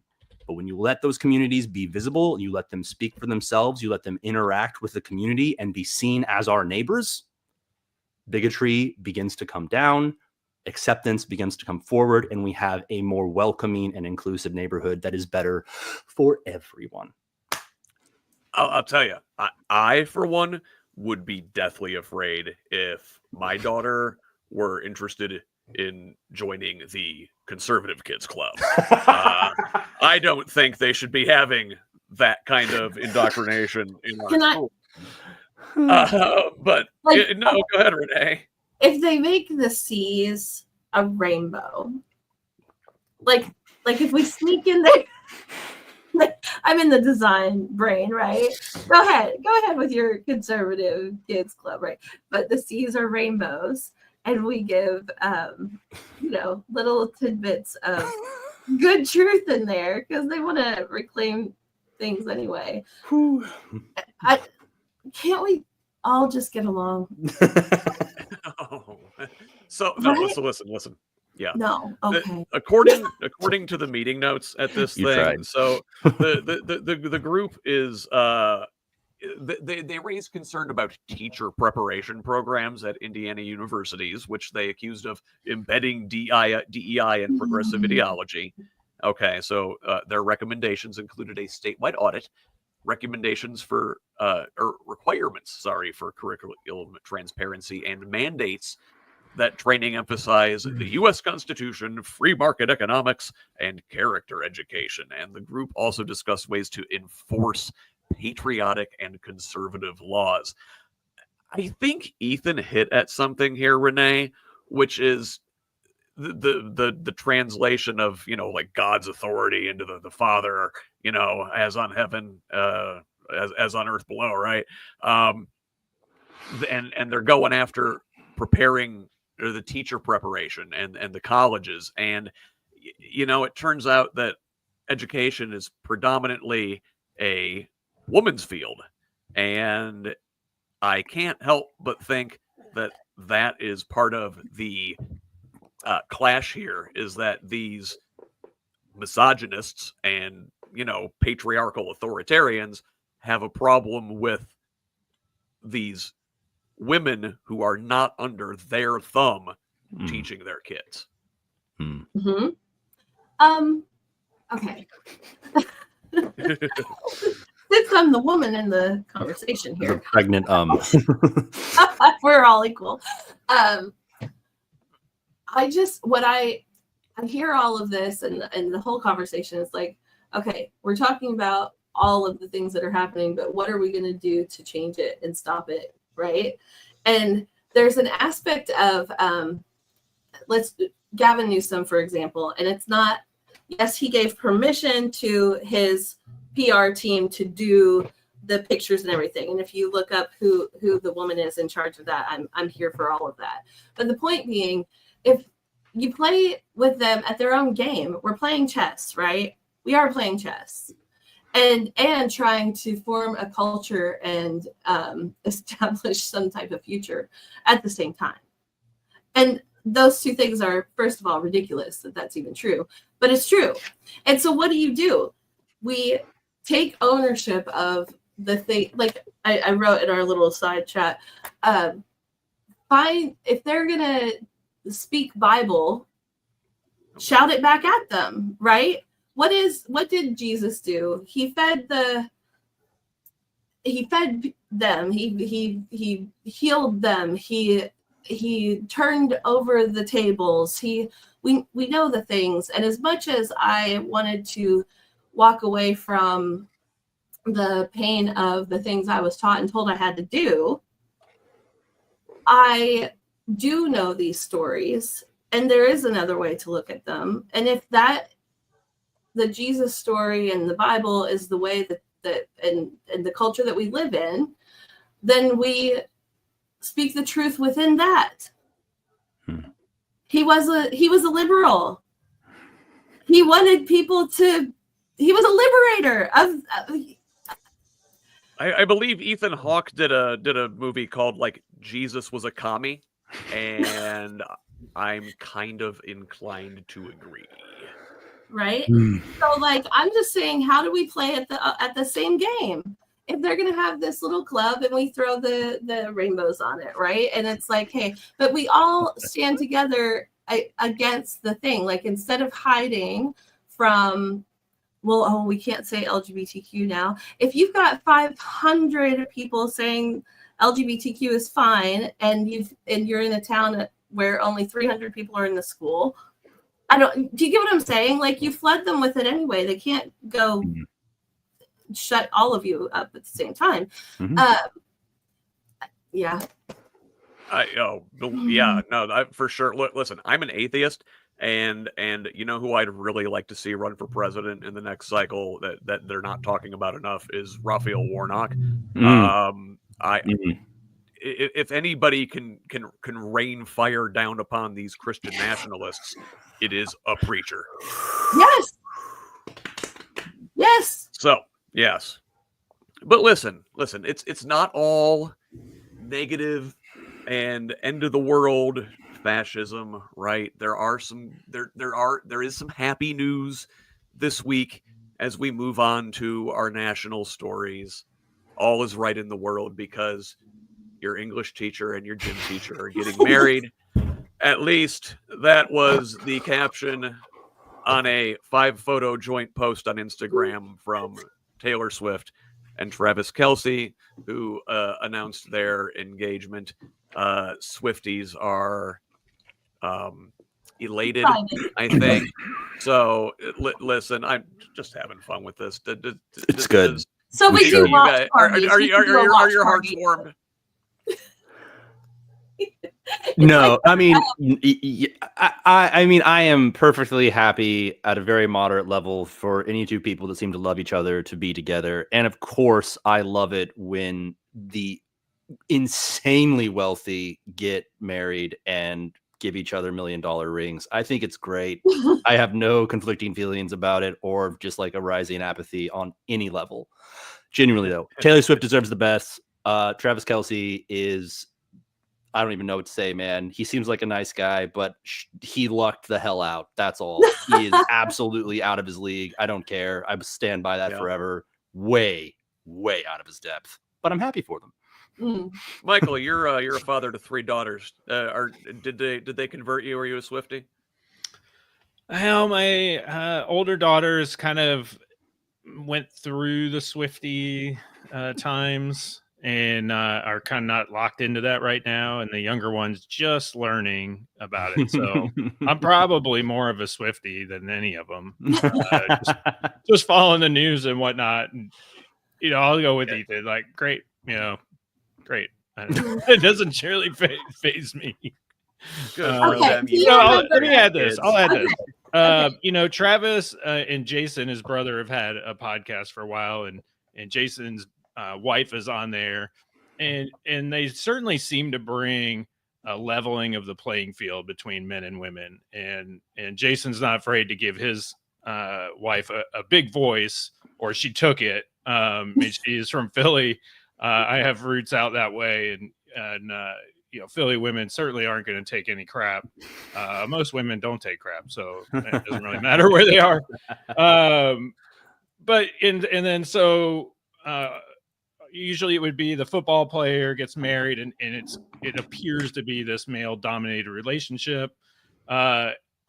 And Travis may be the alpha of the alphas as far as the visual popularity pyramid goes, but yet he is marrying a woman that I don't think anyone disagrees would be at the top of the pyramid in that. So that through culture, it may help level a playing field that always seems to end up with the white male on top. In this case is not that case. I'm sure somebody will end up spinning it in that, I'm sure he gets Jab being called named, weakling type names. I won't be crude about it, but because she wears the pants in the family or whatever, and and I think that's a good thing. So maybe that will help elevate that conversation. I'm sure the conservative side will try to knock that down as much. Well, so they use wife guy as an insult. Listen, I'd much rather be wife guy than no wife guy. Yeah. Or molester guy, or embezzler guy, or And I mean, just even Tim down. It's like Travis Cleese will tear you apart like a gorilla. Travis Cleese will literally pick you up and hurl you down the block. You absolute toad man. Like who are you? Like obviously you are saying that safely behind the anonymity of a screen 1,000 miles away, because this man is actually a pinnacle of human power. That's the nicest thing I'm going to say about him.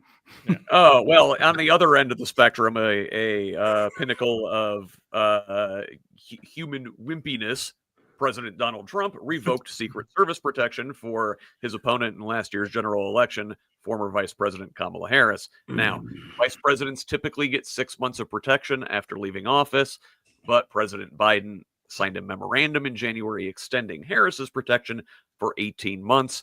Like I said, typically they get 6 months, but it's not unusual to have extended protection. Al Gore and Dan Quayle both got extensions for 180 days, according to former Secret Service Director Mark Sullivan. I don't know, Renee, is this it's anything? Almost like, yeah. I mean, I heard it. I'm like, oh, you son of a, because I mean, Biden knew, or somebody knew, that she would need extra protection because of the craziness that we live in. And of course he revoked it. Like, no, that's not shocking. It's just an asshole move, which I was told we could say ass. Like, it's just being mean for the sake of mean, because he wants to hold the narrative in every conversation, right? The administration and T-Rump. Listen, Mike Pence only got 6 months, and they tried to hang him. Okay, but he was also a Republican. Like if you're in a cult and you're told to do something or not do something, I hope she ends up with all of the safety that she needs, because there's obviously a part of this world that I know nothing about, right? And because of that, the whole conversation about it and him doing it is just for, I mean, her book comes out. And so it's like, oh, well, how can I get a conversation instead of having her have the conversation? Oh, I'll do this. It's his only goal is to be in the Senate. Proceeds from sales of her book will go to personal security, probably for the life. Maybe she can use Elsie's to like. I hear they're good. Here's another prominent woman in politics in the news this week. Republican Senator Joni Ernst of Iowa is telling confidants she will not run for re-election next year. Thursday is supposedly the announcement upcoming. Ernst is 55 and has served in the U.S. Senate since 2015. Michael, what do you think? Sorry to see you go, or don't let the door hit you on the ass on the way out? Don't let the door hit you. She's where the good Lord. We're all gonna die, right? So she's just preparing. We're all gonna quit. I have a special place for Joni as my wife's counterpart at the Hoosier Bitches Get Stuff Done or Bitches Get Stuff Done podcast. Is from Iowa, so we get a lot of Joni updates, and she does a great Joni cosplay. And she does a great Joni, yeah. So I'm happy to see it. You have to, I'm always skeptical. One, it's nice. She's been in for 10 years. It's always good to see politicians move on and not just sit there. So thank you for that, Joni. And but they can be strategic. So with Republicans is like, okay, why? You all typically don't give up offices easily. And so where's the strategy? Is she angling for something else? Always looking for that other foot. We're seeing that starting up in Indiana where people are leaving their House seats to go to Senate and vice versa. Well, it could be she just doesn't want to deal with the pressure anymore coming from within her own party. So listen, she joins other Republicans who are leaving the Senate next year, including North Carolina's Tom Tillis, Alabama's Tommy Tuberville, and the still mobile corpse of Mitch McConnell. So I do hope for Joni. I do hope for Joni. Like we have made progress as a country in the last 5 decades, and it would be nice to see white women fail up too. It's something that's really been reserved for white men. And if we see women start telling their constituents they're all going to die and then get promoted to something, I think that we could look at that as progress in a very dark dystopian way. So just throwing that out there. That's just a bone. Yeah, she's shattering a glass ceiling that we really didn't shattered. But I will ask: is with these Republican incumbents leaving the Senate, the map next year not great for Democrats, but with Republican incumbents vacating, is there an opening for Democrats to potentially take the Senate next year? What do you think? God, I hope so. From your lips to God's ears. Well, that's something we're fighting for sure. Is getting the candidates lined up and prepared. And within Indiana, for folks watching this in Indiana, I mean, it is Who's Left. You hear us. You're seeing candidates prepare early, right? I mean, I declared certainly to my people that were in the room with me, the night of the election. Oh, I'm doing this again. No doubt. Oh, don't you think you should rest on it? No. I mean, I'm starting tomorrow. I'm excited for this. And why do we wait until March to get started campaigning and declaring? And that's kind of tradition. And we've been pushing the party to say, hey, recognize people early. We have incumbents that we have to overcome. So they're campaigning just by being in office.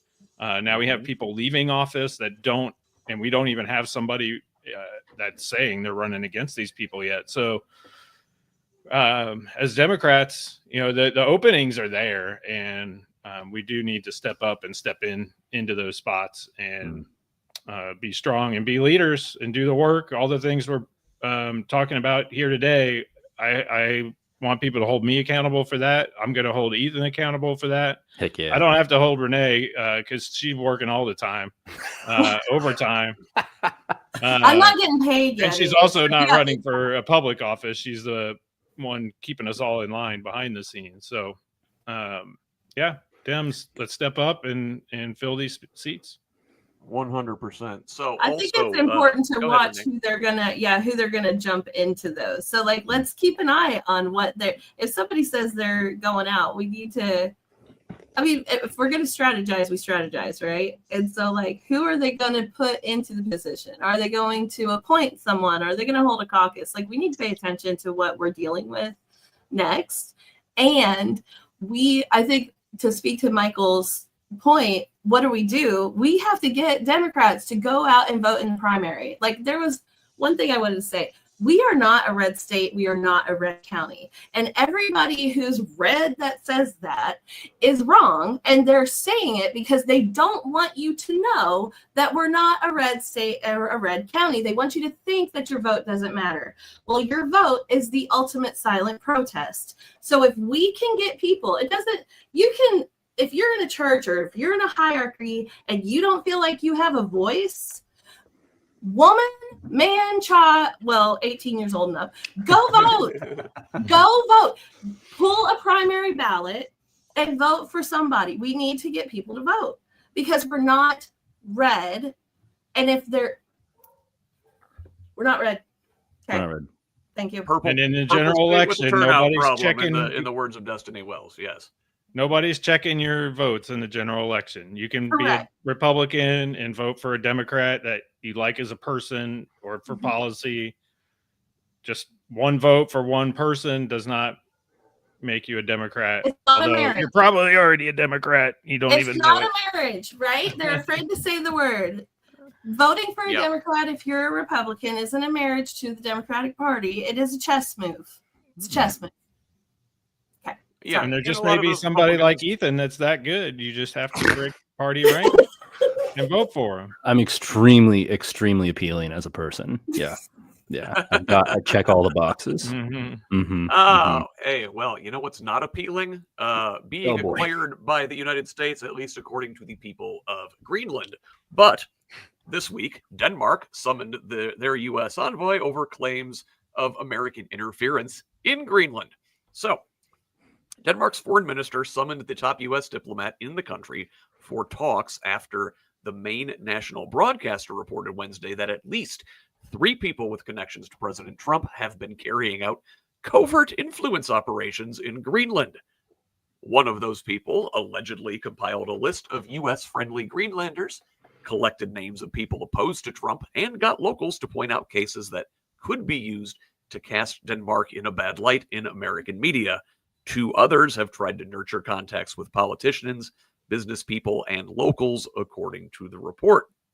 Trump has repeatedly said he seeks U.S. jurisdiction over Greenland, a vast semi-autonomous territory of Denmark. He has not ruled out military force to take control of the mineral-rich, strategically located Arctic island. Ethan, are we still doing this Greenland thing here? Donald Trump was best friends with Jeffrey Epstein for decades and is in the files and is 100% preyed on underage girls and committed unspeakable acts. It's a fact. He will invade Greenland to avoid that subject. I have no doubt about it whatsoever. He will commit international crimes and lead us into war to avoid the fact that it is a public, like Robin Williams made the joke before he passed away that Donald Trump owning beauty pageants is like Michael Vick owning pet stores. Like this is it isn't, everybody knows who this man is, has always known who this man is. It is not a secret. And yes, I believe Greenland is in danger because we know exactly who he is.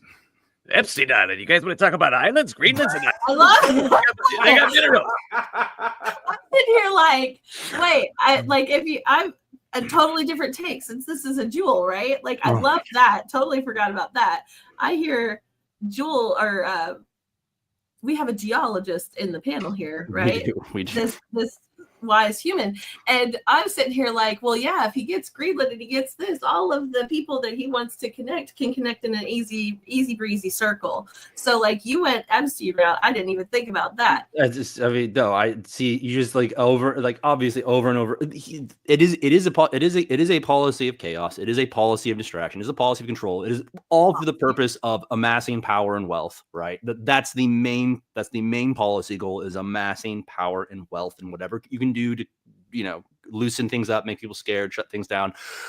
But also, and especially, there are no files. There are no files. He was never in them. It's a hoax. He's trying to save Bill Clinton, and on and on and on and on and on. Our president has committed unspeakable acts against underage girls. We know it. The evidence is there. It is so frightful that they are deploying everything they possibly can to keep their base from talking about it and to keep it out of the news. Donald Trump is a pedophile. There. Yeah.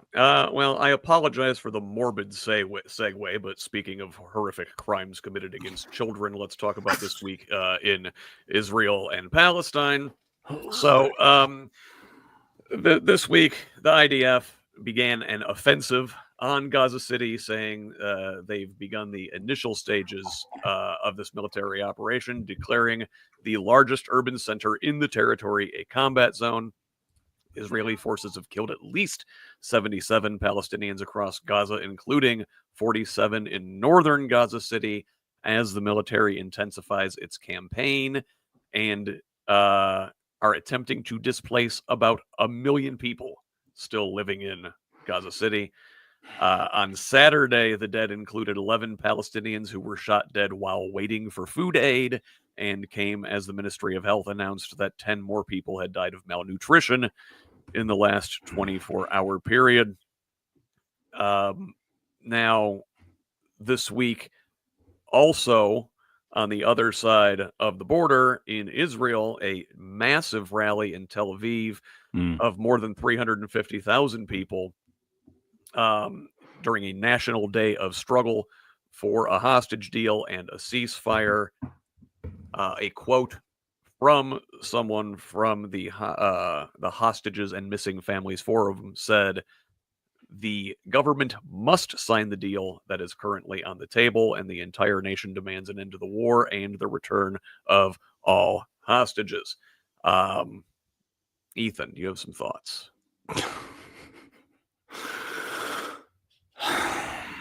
Sorry, it's just a lot to I was looking at some articles while you were talking about that, and it I think that that everybody knows, because you can see the excuses that are still being made. You can see the way it's still trying to be rationalized.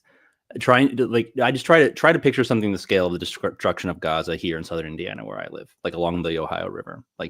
We're talking Clarksville, Jeffersonville, New Albany are flattened. They're gone. Half of the children who live in our area are dead. That's the scale of destruction and death we're talking about. And it's easy to rationalize it and push it away and create excuses until they become our children, until it becomes our cities, until it becomes our neighborhoods that are rubble, our hospitals that are gone, our doctors that have been killed, our journalists that have been targeted. And I think that something that we have not always done a good job of is contextualizing the loss and the destruction like that, is making it how big is Gaza City? How much death are we talking about here? Bring it into your town. You can look up your population of your town. You can look at how many children live in your area. Imagine what it would be like if that many kids had been killed by ordnance from Illinois, from a neighboring ruling power. And at this point, I find it. I am having a hard time talking about it, but I think that's what's. I think we need everyone in our country, everyone that has an iota of empathy. Think about what that looks like in your neighborhood and call your senator. Think about what it looks like in your town and call your senator and ask them to think about it in their neighborhood and in their town, because that's what this is. These are our kids. These are our kids. It's not about. It is no longer about has Hamas committed crimes? Duh. Over. Not the conversation anymore. These are our kids. They are starving to death, and we're letting it happen. Yeah. And this conflict shows no sign of stopping, and it's only expanding really over there. This week, the Israeli Air Force bombed a site in Yemen, killing the Houthi Prime Minister Ahmed al-Rahawi in the capital of Sana'a on Thursday. The Houthis have been targeting shipping in the Red Sea in solidarity with the Palestinians over the last several months.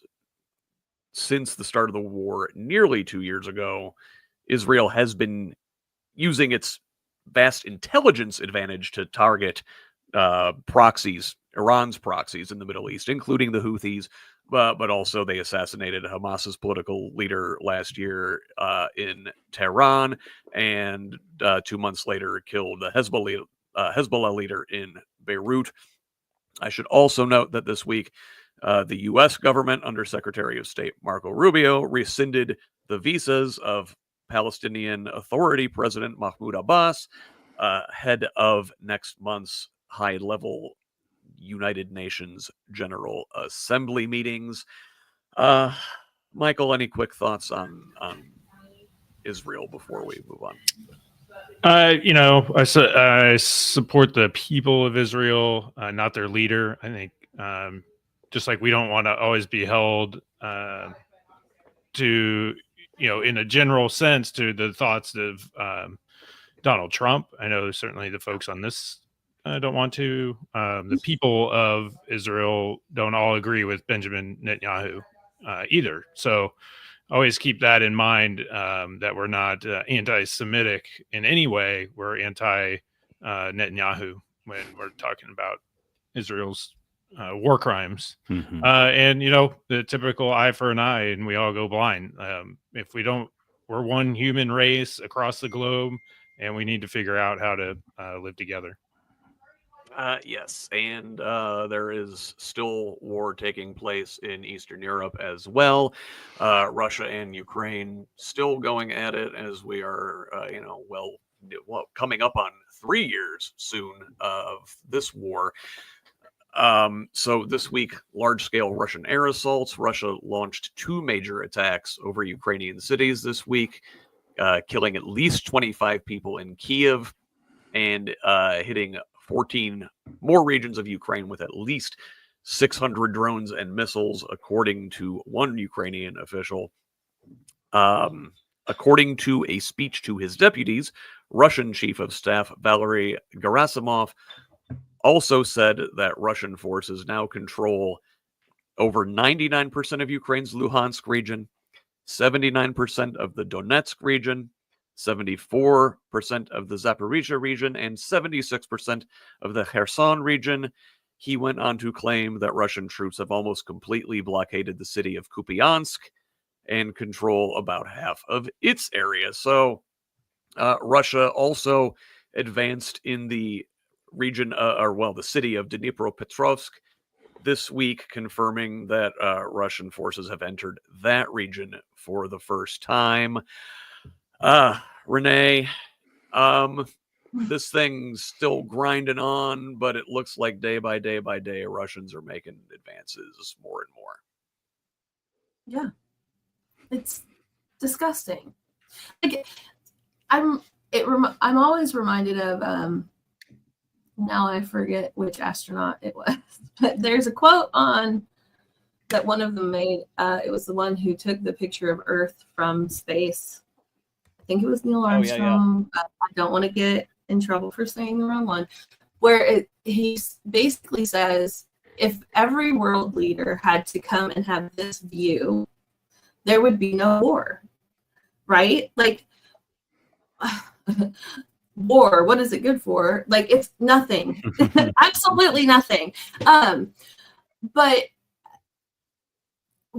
religion, territory, lack of knowing other people's, caring about other person's humanity is why we have war, and there's really no reason for it, except somebody else wants the money or whatever. And that's a very simplistic statement. I recognize that.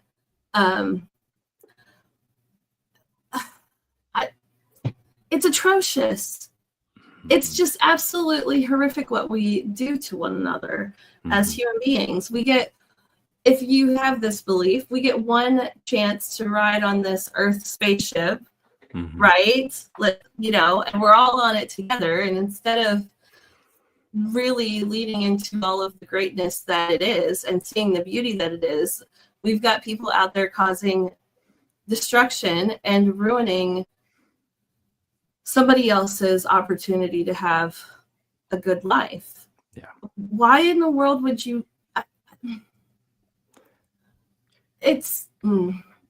Renee, I had to go look it up because I love that quote too. It's Edgar Mitchell from the Apollo 14 mission, and he says, "You want to grab a politician by the scruff of the neck and drag him 250,000 miles out and say, 'Look at that, you son of a bitch.'" Thank you. Yeah. Thank you. And it's,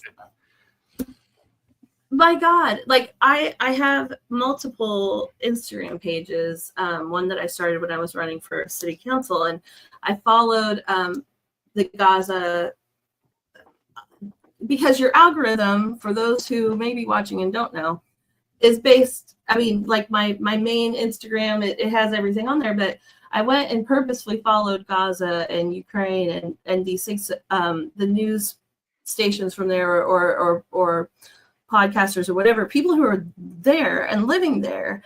And there was a point where I stopped opening those pages for that page for a moment because it was so much and so horrific. And how do you help? How do you,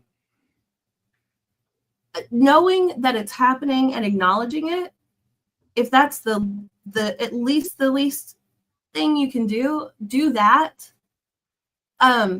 Because we can't ignore it, right? Like this happened in Africa in the 80s and 90s, where the Ethiopian, all of the atrocities, right? And when you look back in history, anybody who loves it at all, when you realize something was happening and you just didn't know and no one was talking about it, it just makes you a bit crazy. And to that same point, I want to say there are some people who since they don't know what to do, they won't do anything, right? At least following the news stations on, if you're on social media or whatever, it helps them because they know that they're getting the word out of what's really happening. And I'm speaking more to like the people on the ground living there. There are influencers still who are literally trying to share what's happening. And bringing it back to America for a minute, Trump shut down the news. I'm going to get this wrong because certain words don't stick in my brain, but the broadcasts that Americans didn't get about the news, but the rest of the world was getting, speaking about America's governmental news. Is this clicking with someone? We're talking about Free America Radio. Oh, okay, there we go. Voice of America. Voice of America. Yeah.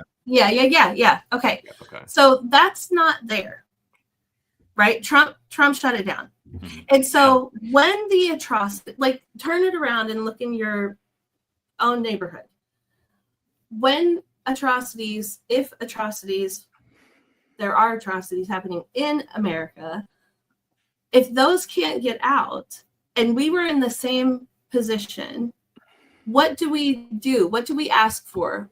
You want your voice heard. You want people to know what's going on, right? And if that's the least you can do, at least follow some of those. The whole thing is just absolutely chaotic and ridiculous. That Ukraine, yeah.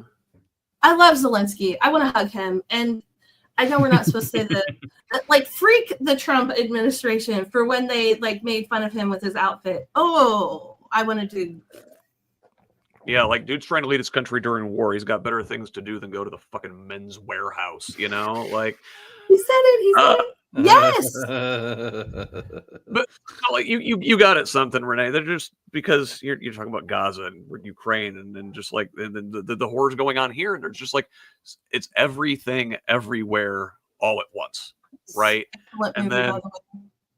And like if you look at this week, just if you want to take it down off of the the grand scale of war and geopolitics, and just take it down to one guy and look at what our government is doing to Kilmar Abrego Garcia.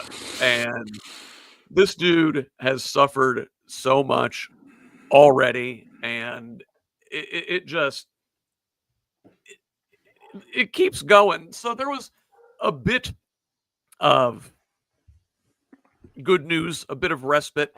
Last weekend, he got to actually see his family. So if you recall, the administration deported Abrego Garcia to El Salvador, alleging that he was an MS-13 gang member, and they made up the whole the sign that said, "Oh, look, this says MS-13 on his tattoos on his hands." It absolutely did not say that. So his removal to El Salvador violated a U.S. immigration judge's ruling from 2019 that barred his deportation there.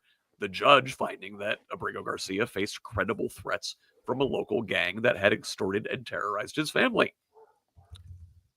So, deported him to El Salvador. He was at that horrible C-Cop prison. Mm-hmm.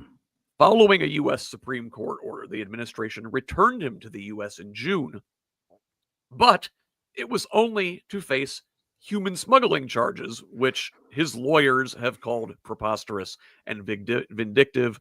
I would say, completely made up, trumped up charges. The administration has now said it intends to deport Abrego Garcia to Uganda.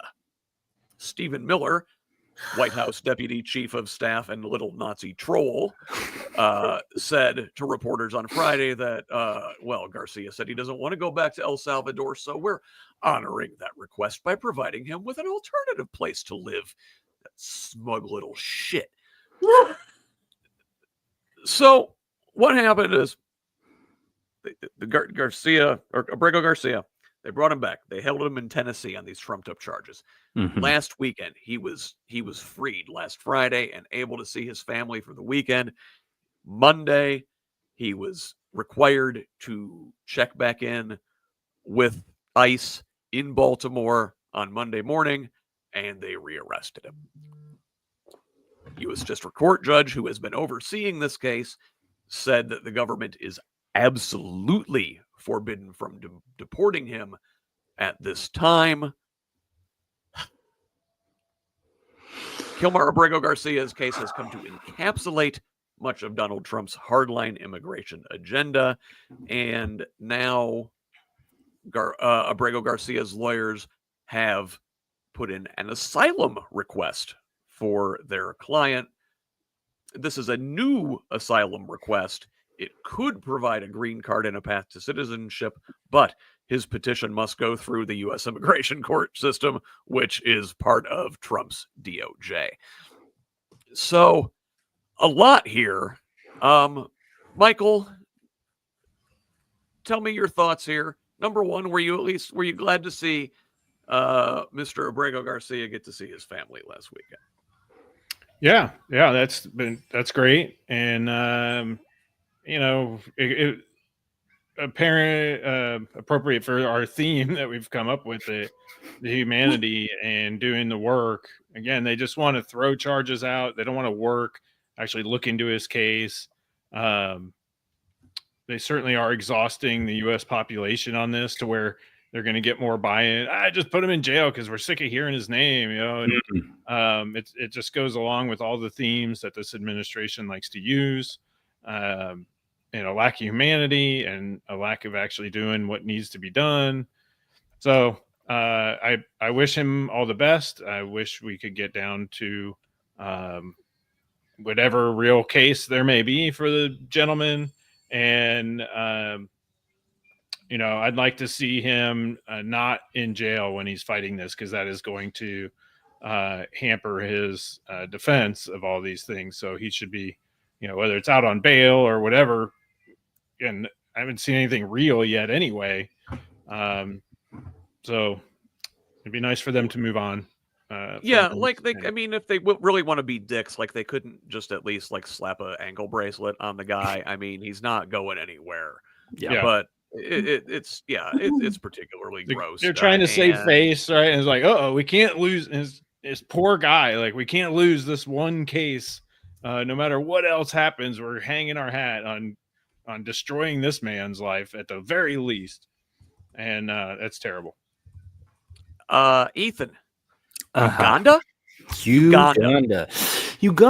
because it is titillating to ghouls. Uganda, because to those that take Stephen Miller seriously and do not recognize him as a reincarnated corpse, Uganda, because that's awesome. Yeah, because that's edgy, because that's cruel, because it is. Stephen Miller, Dracula called. He said you to get some sun. Yes. It is a way to flex total power and dominance over someone who has almost no power and agency. Literally, the outrage of millions is the only thing that is protecting Abrego Garcia. And it is something that everyone who was raised with conservative credentials like I was homeschooled all 12 grades. I was raised in a very conservative homeschooling movement. We were terrified of federal overreach. It was one of the biggest things we talked about. If the feds can kick down your door and haul you away and send you somewhere where your lawyer can't reach you and where your community can't reach you, that's what Democrats are trying to do. That's what the deep state is trying to do. But man, it sure is cool whenever they do it to a brown guy. This is the hypocrisy we need to talk about. This is the thing for me. This is where when I'm talking to my neighbors, when I'm talking to family, this is the point. It's like, it is a huge problem when the feds can do this kind of thing with impunity. Because if they can do it to Abrego Garcia, they can do it to you. And if they can, and if you think it's not going to happen to you because it's happening to Abrego Garcia, you are kidding yourself. You are kidding yourself. That's why due process is for all persons in the United States, not citizens, all persons, because the only thing that protects you from says you're a citizen is if you can prove it. And if you don't have the chance to prove it, you are the next Abrego Garcia, buddy. Exactly. And that's what you want to, grab like Victoria Sparks or Micah Beckwith by the collar and, very, very frankly, but firmly tell them that you disagree with them. Right? Secret Service, I did not just threaten grabbing these folks. But no, because they get it wrong. They're like, well, no, if you're illegal, you don't deserve due process. Well, how do you prove you're here illegally if you don't you get due process? I don't know. I don't even know where to begin. Yeah, because it's just it's cruelty for cruelty's sake. It's kind of cliche at this point to say that, but you're taking a guy who's here legally from El Salvador and you're going to ship him to Africa, someplace where he has no connection whatsoever. And I mean, again, if you're, like you were talking about being raised in a conservative environment, and to mind your own business and not be the world's police, why the hell do we have sites in Uganda where we're sending people? The dissonance is strong, Scott. The dissonance is strong. Yes, well, it is. Every movement needs yeah, go ahead. Just every movement, they want to focus on one thing, right? Because if you can get an enemy, then you can get people behind you to support your reasoning, right? And so they make enemies out of trans people right now. We've done it in the past for every thing. And so calling out what it is again, I don't want to ever give them more of a spotlight for their cruelty, but yet call out what they're doing, right? So what are they doing? They're looking for an enemy. And why are we sending them to Uganda? Let's call out the crazy, and then maybe somebody will hear and take their disillusionment. And it's when you go to the eye doctor and they, number one or number two? Number one or number two? Oh, turns out I can see better now. the little thing, right? I think a lot of people are seeing the cruelty and are revolting against it, at least internally. And when they talk to pollsters or whatever, I mean, we've seen the population's attitude toward immigration change just in the last 6-7 months, since this administration has taken power. And in a way, it's like Abrego Garcia is the become the face of it. Like he's having to kind of bear the cross for the whole endeavor. It is a good analogy. Yes. Yeah. Oh, that is, yeah. Well, because but he's not a perfect victim, and that's why they love it, because you can dig into his life. He's done bad things. He's not like he has objectively done things that he is ashamed of, and that anybody that does things like that should be ashamed of. And it is not a reason to send him to Uganda. But right. he's not a perfect innocent victim. Yeah. Of course, with the idea I'd like being to find that anyone who is, right? Right. Exactly. The idea that if he were not guilty of anything, they wouldn't be able to find anything guilty about him, and it wouldn't be such a big deal. But of course, we know that's not true. Yeah. So I would move on, kind of change gears here a little bit away from this. Talk about tariffs, which keep coming up. They change from day to day and week to week, it seems. Now we've got a couple developments in that department this week. So first of all, this thing called a de minimis tariff exemption is ending. Trump signed an executive order to end de minimis rule late last month. Under this policy, shipments under $800 were exempt from duties or tariffs. This was the way some discount retailers like Shein and Temu were selling products into the U.S. at like a huge discount.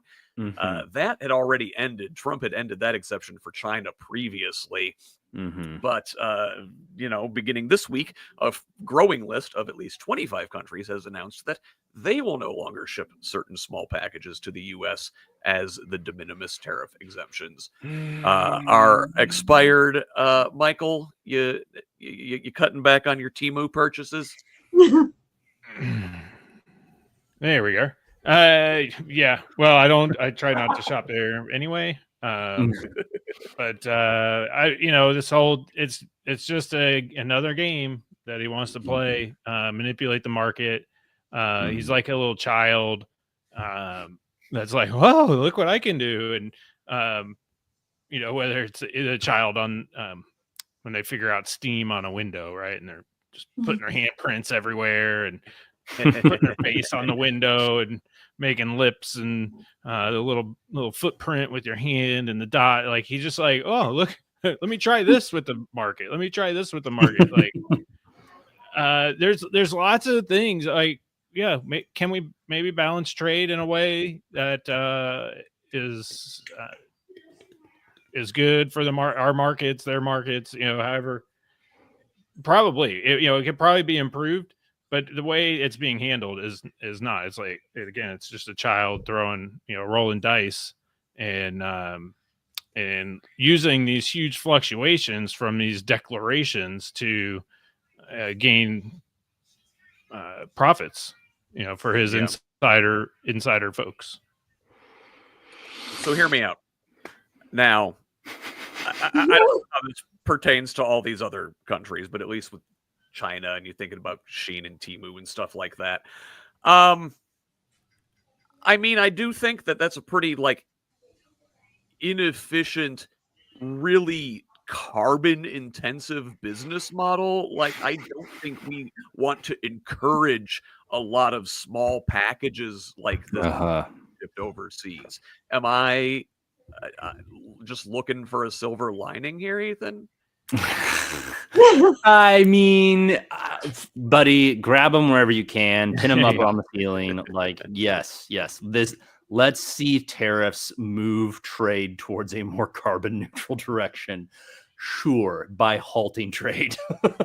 I mean, and the thing for me is that like we're talking about punishing the very poor, overseas and punishing the very poor in the United States. That's what this does. Like these small packages, obviously places like Japan can be like, okay, we're just not going to do that anymore. It's too expensive.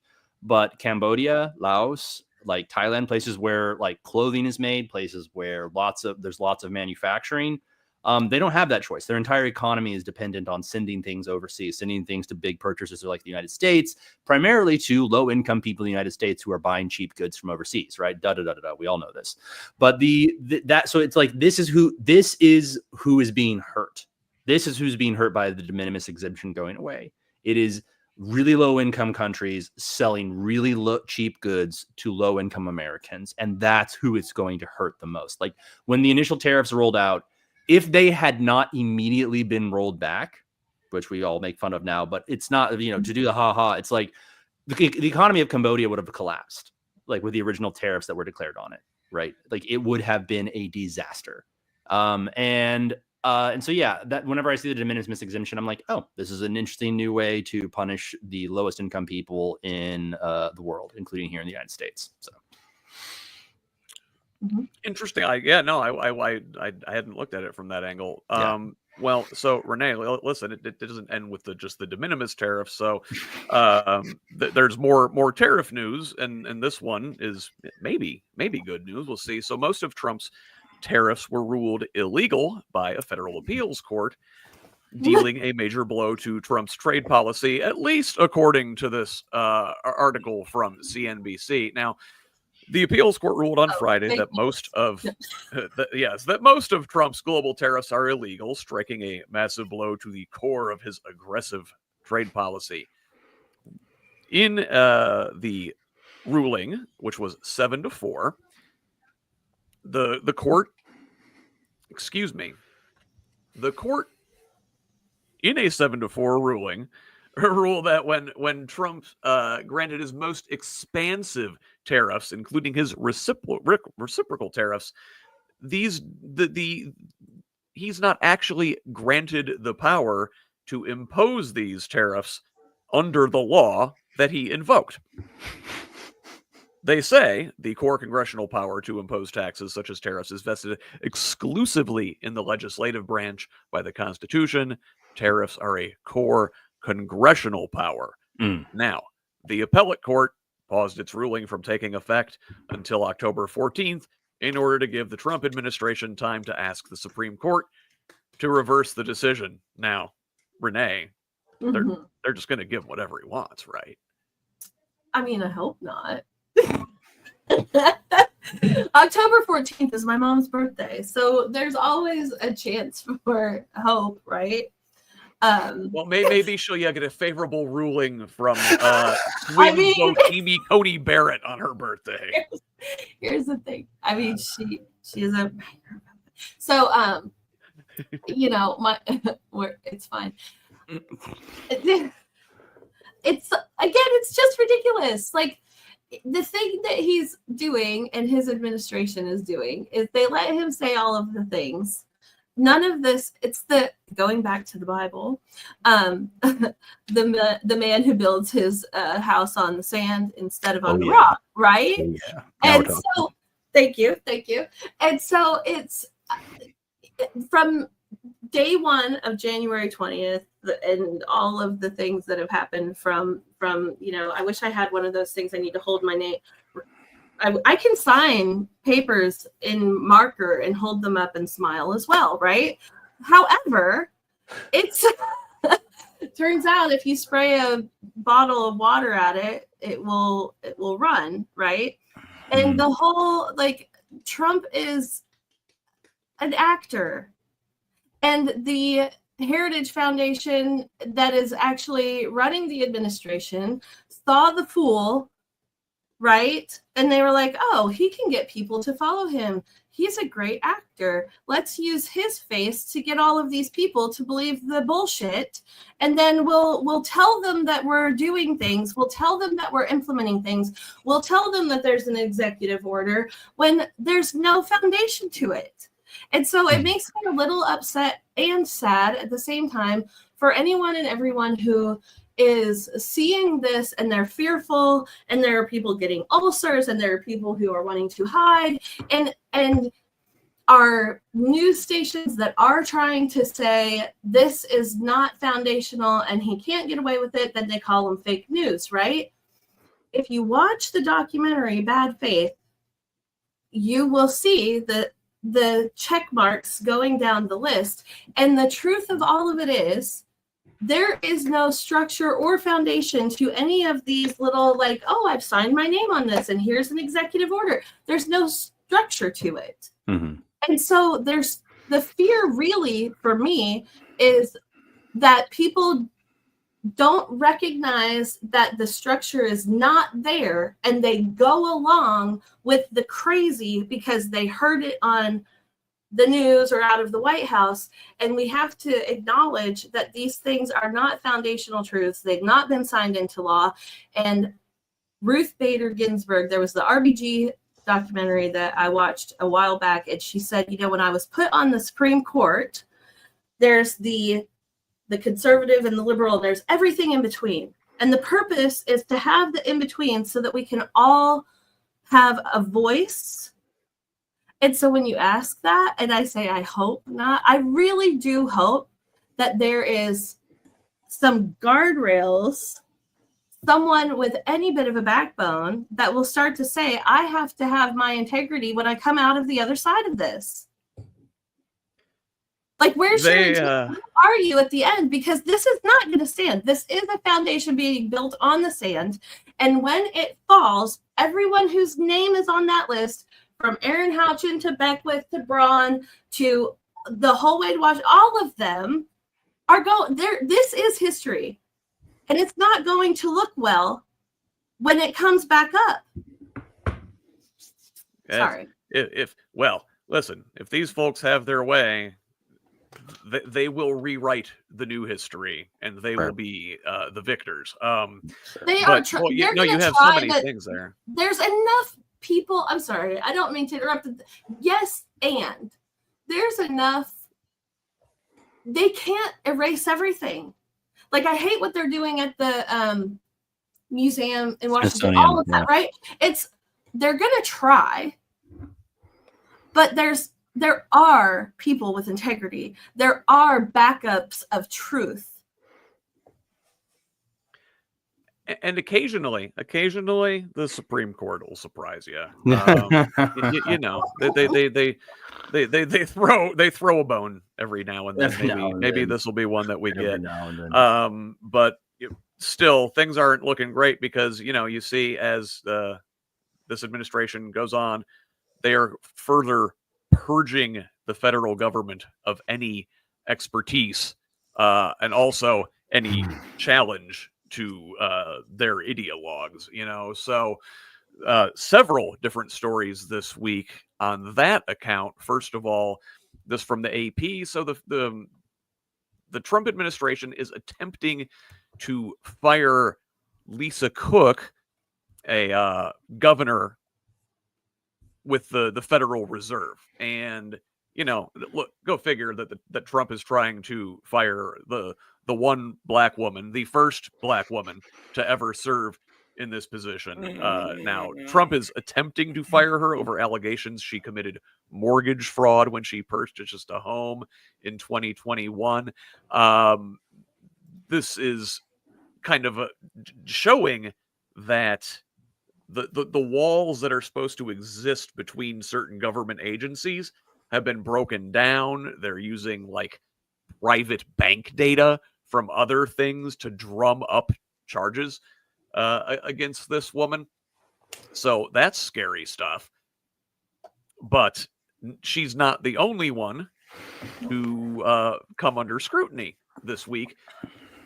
So the CDC director, Dr. Susan Monterez, who's only been there since July, has been removed from her position already, and several high-level veteran agency officials resigned after word spread about her departure. So now, like, mind you, this is somebody that was appointed during the Trump administration what, a month ago?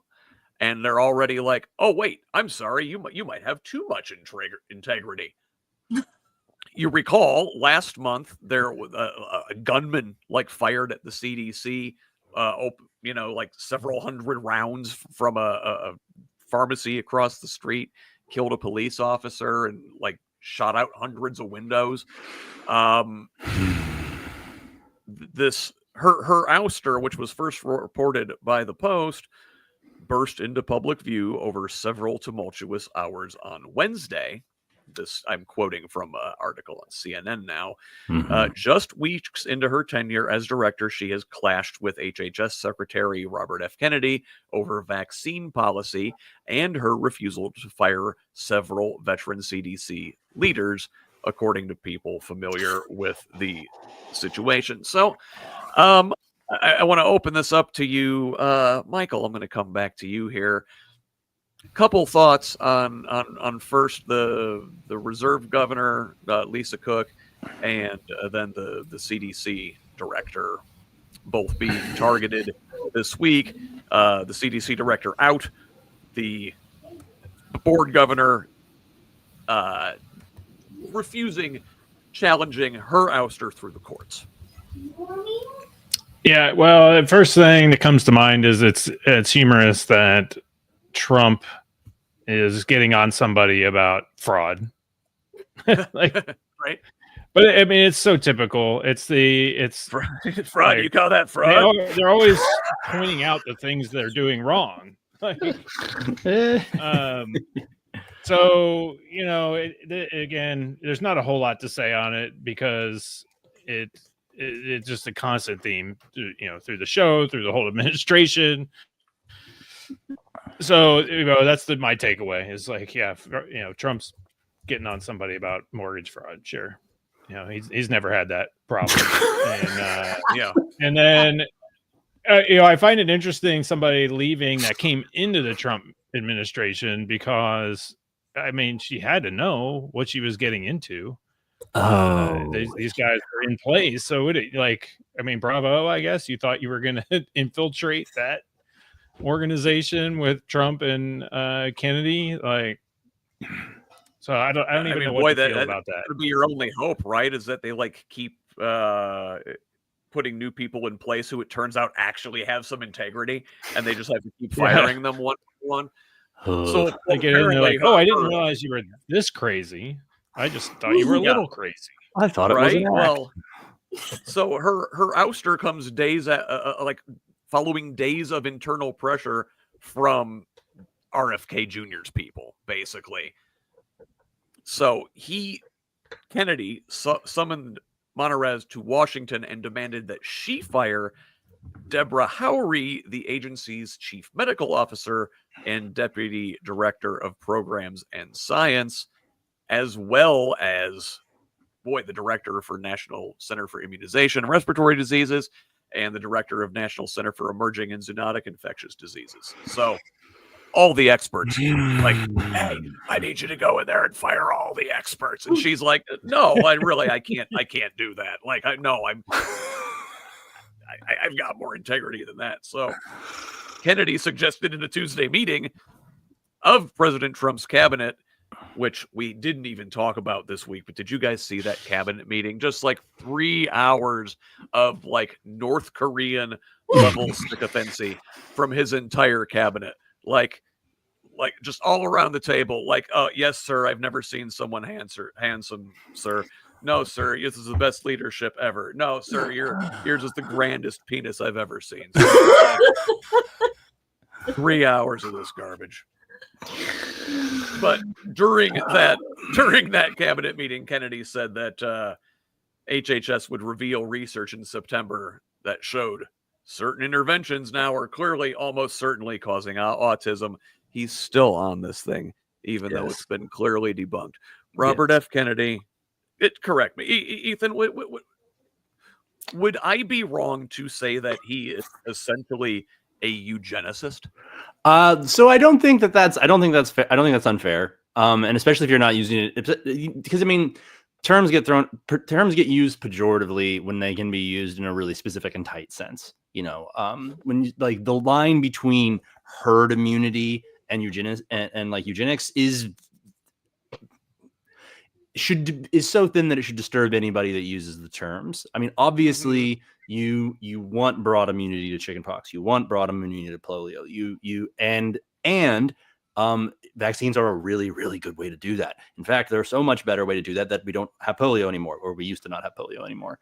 And the desire to have someone powerful and reassuring tell you that the thing that you are anxious about has a really simple solution that's very comforting to you is very powerful. It's very powerful. And vaccines are complicated.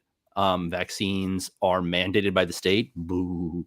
And vaccines are and because there's lots and lots and lots of great content on this. I understand. I am very good friends with smart people, educated people, people in the healthcare system that are vaccine skeptics, that are worried about vaccines. And you have to be able to have really open, like respectful conversations about it and be like, you can look at little micro examples. You can look at little micro examples. And the thing that I saw that really helped persuade me on this issue is that it's like, there is few things that have been as well studied as vaccines at this point. There are few things that have been studied longer than vaccines at this point. And vaccines are safe. They are safe like seat belts are safe. They are safe like locks on your doors are safe. Things can go wrong and do go wrong. And not only that, do you know why we know that?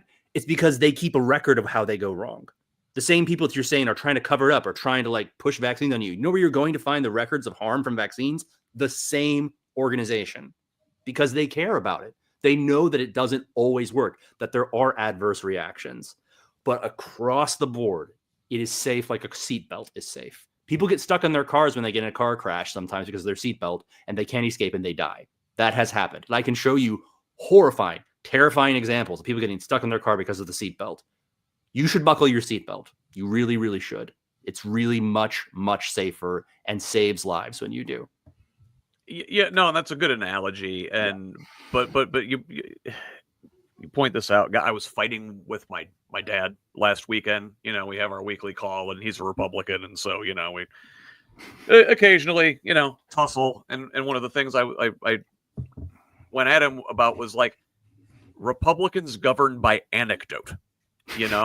They scientific evidence be damned. If you know a guy, then that's the story that's going to stick, right? And it's always like, oh, I know a guy, or I went to school with a guy, or my best friend's second cousin's former roommate like went to school with a guy. It's like, yep. And there's no getting through to those people. But generally, I think, and Renee would correct me if I'm wrong, I think this administration is just generally hostile to the scientific method, because it involves inquiry. It involves asking questions. It is antithetical to this very authoritarian framework that we were discussing. There's just what the leader says. There is not, okay, well, let's study that. And let's study it again. And let's ask questions. And let's refine it. Just like last week on the podcast, I was talking to the professor here at IU. It's from the AAUP, and talking about the attack on higher education at large. It's like, well, university, higher education is basically just like the scientific method applied to all of the things, right? They want knowledge. They want they want the scientific method out of government entirely, and they just want hierarchy and what the leader says. Yeah, they've been prepping us for that whole conversation since. I mean, I say us. I'm an only child, and I was raised in church, but everything you just said is everything I heard every single time I was in the doors, right? And they say, oh, separation of church and state. No, they don't. They want church. They want the state to be the church, right? They do. And if you take scientific method out of the equation, they're terrified of questions. They're terrified of questions, because if you ask questions and Number one, they're afraid they won't have an answer, right? People are expected, if somebody asks a question, to have an answer. And then if you ask questions, you're going to get to a truth, or at least to a point where you don't have an answer. And, you're told in church not to question the pastor. You never question the word of God. You never question and so they set up the administration and our whatever to look like the person who hears from God. And it's like, well, turns out if that's your argument, when and you pulling from that again is we all can hear from God. And what is God? And that's a whole other question. However,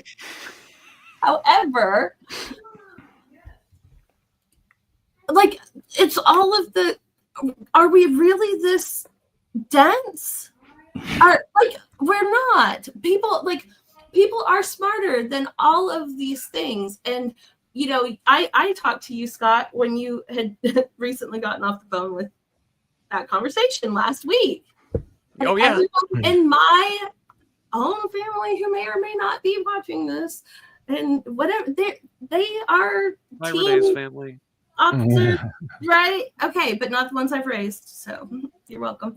But it's you all. If they didn't know what the delivery of the information was coming from, and it didn't have the label of Democrat or liberal or whatever, and they just read the information, whatever it is, they're smart enough to choose and do the right thing. And that's why I get so frustrated and angry is you're smarter than this, and yet you're listening to an administration or people who are trying to tell you you're dumb. And at any point when you're smart and have a thought on your own, then you're supposed to question it. And, maybe they know something that I don't know. Or my friend got sick because they had whatever it was. And you're right, Scott, you're right. Because they think that if I'll just stop. I'm speaking to the choir. I'm preaching to the choir. Like you all know. And we can all be better than that. And we have to be. Yeah. But it helps to talk it out. It helps to go through this. It helps to talk about people we know and maybe how they get there. Because I do think a lot. What is like the all off of us ramp are trying or to the put on ourselves ramp? in that mind. Right? What's the off ramp or the on ramp? How do we have the conversation without destroying relationship and create relationship? Right? Yeah. I say it as if I'm mad or irritated, and there's a huge part of that is. I am mad and I am irritated and I am disappointed.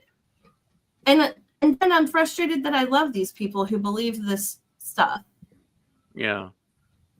Well, because they also raised me and I don't believe these things. And well, but listen, there were certain things that I at least thought we all agreed on. Ethan briefly hinted at it a little bit ago, and this will be our last story here in the U.S. is Trump's continued military occupation, and like Ethan was saying, ooh, tyrannical government. That was always supposed to be the big scary thing that the right wing talked about, and I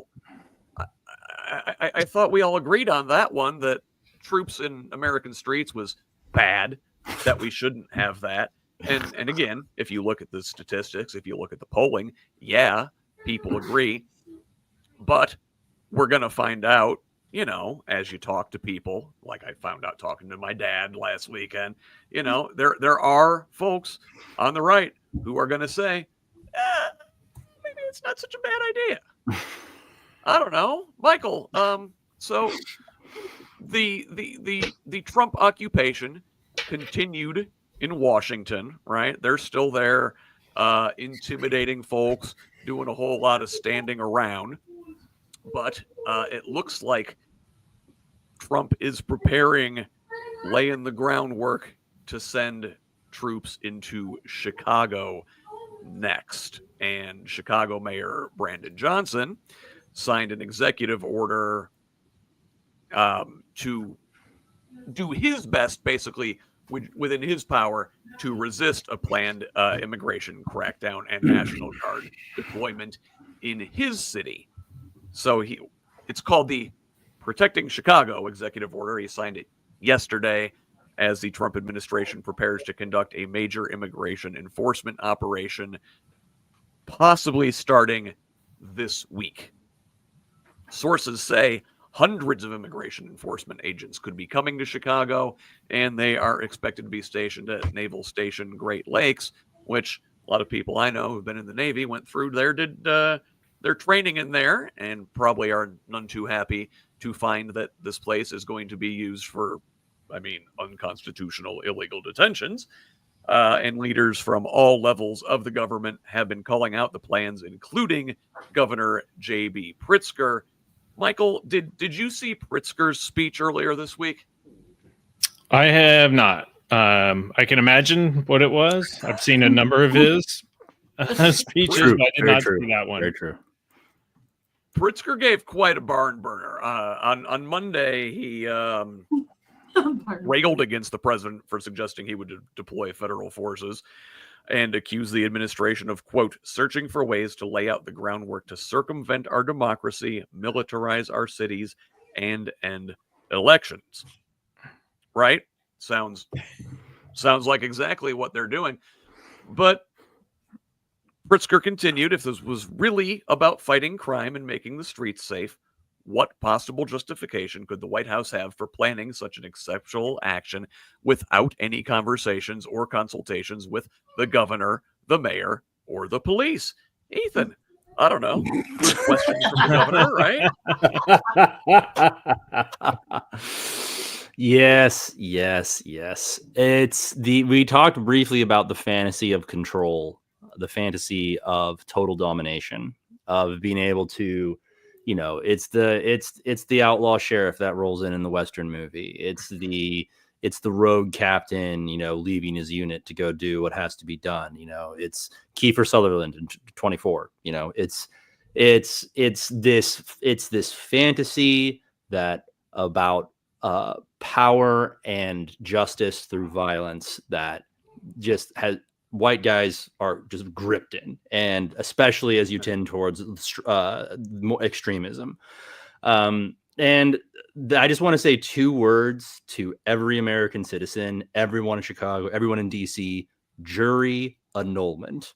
Okay, like that's what we were seeing with the Sandwich Man, right? I wanted to talk about this guy. Yeah, Sandwich Man hits a Fed with his sandwich, almost gets away. Really impressive running, good for him. Everybody, don't skip cardio. You cannot afford to skip cardio. But he smacks a federal officer with occupying DC with a sandwich, is arrested, and they cannot get a grand jury to convict this man. Say it again. Jury what? Say it again. Jury annulment. It is what happens and it is a power that is vested in the people by the law, by the Constitution, where if the jury, and this is why trial by jury is so important. It's why trial by jury has almost ceased to exist in our country. I think it's less than 1% of all cases actually gets a trial by jury in the U.S. anymore. If the jury believes that even though the person may have actually broken the law, that they object to them being prosecuted in this way, or they object to this reason, the jury can look at the judge and look at the prosecution and look at the state and say, no. Because it puts the founders wanted to put that power in the hands of the peers of the person who is on trial. So Chicago, DC, they're looking at sending troops to Indiana. Jury annulment. Stand up for your neighbors. Love your neighbor. Resist this overreach of federal power. That is not a response to crime. That's nonsense. You can look at the statistics. You can look if it were about crime, there are 100 different ways, including Pritzker's own statements. Why aren't you talking to the governor? Why aren't you talking to the mayor? Why doesn't the Chicago Police Department know anything about what you're trying to do here?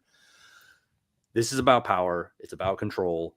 And we not only have a duty to love our neighbors as people, but jury annulment. You can return a verdict that says, no, you don't have to convict this person for standing in the way of a line of Humvees, for doing your own Tiananmen Square resistance. Like, you can stand up to power And when you see your fellow citizens stand up to the overreach of power and injustice in your streets, do your job. Jury annulment.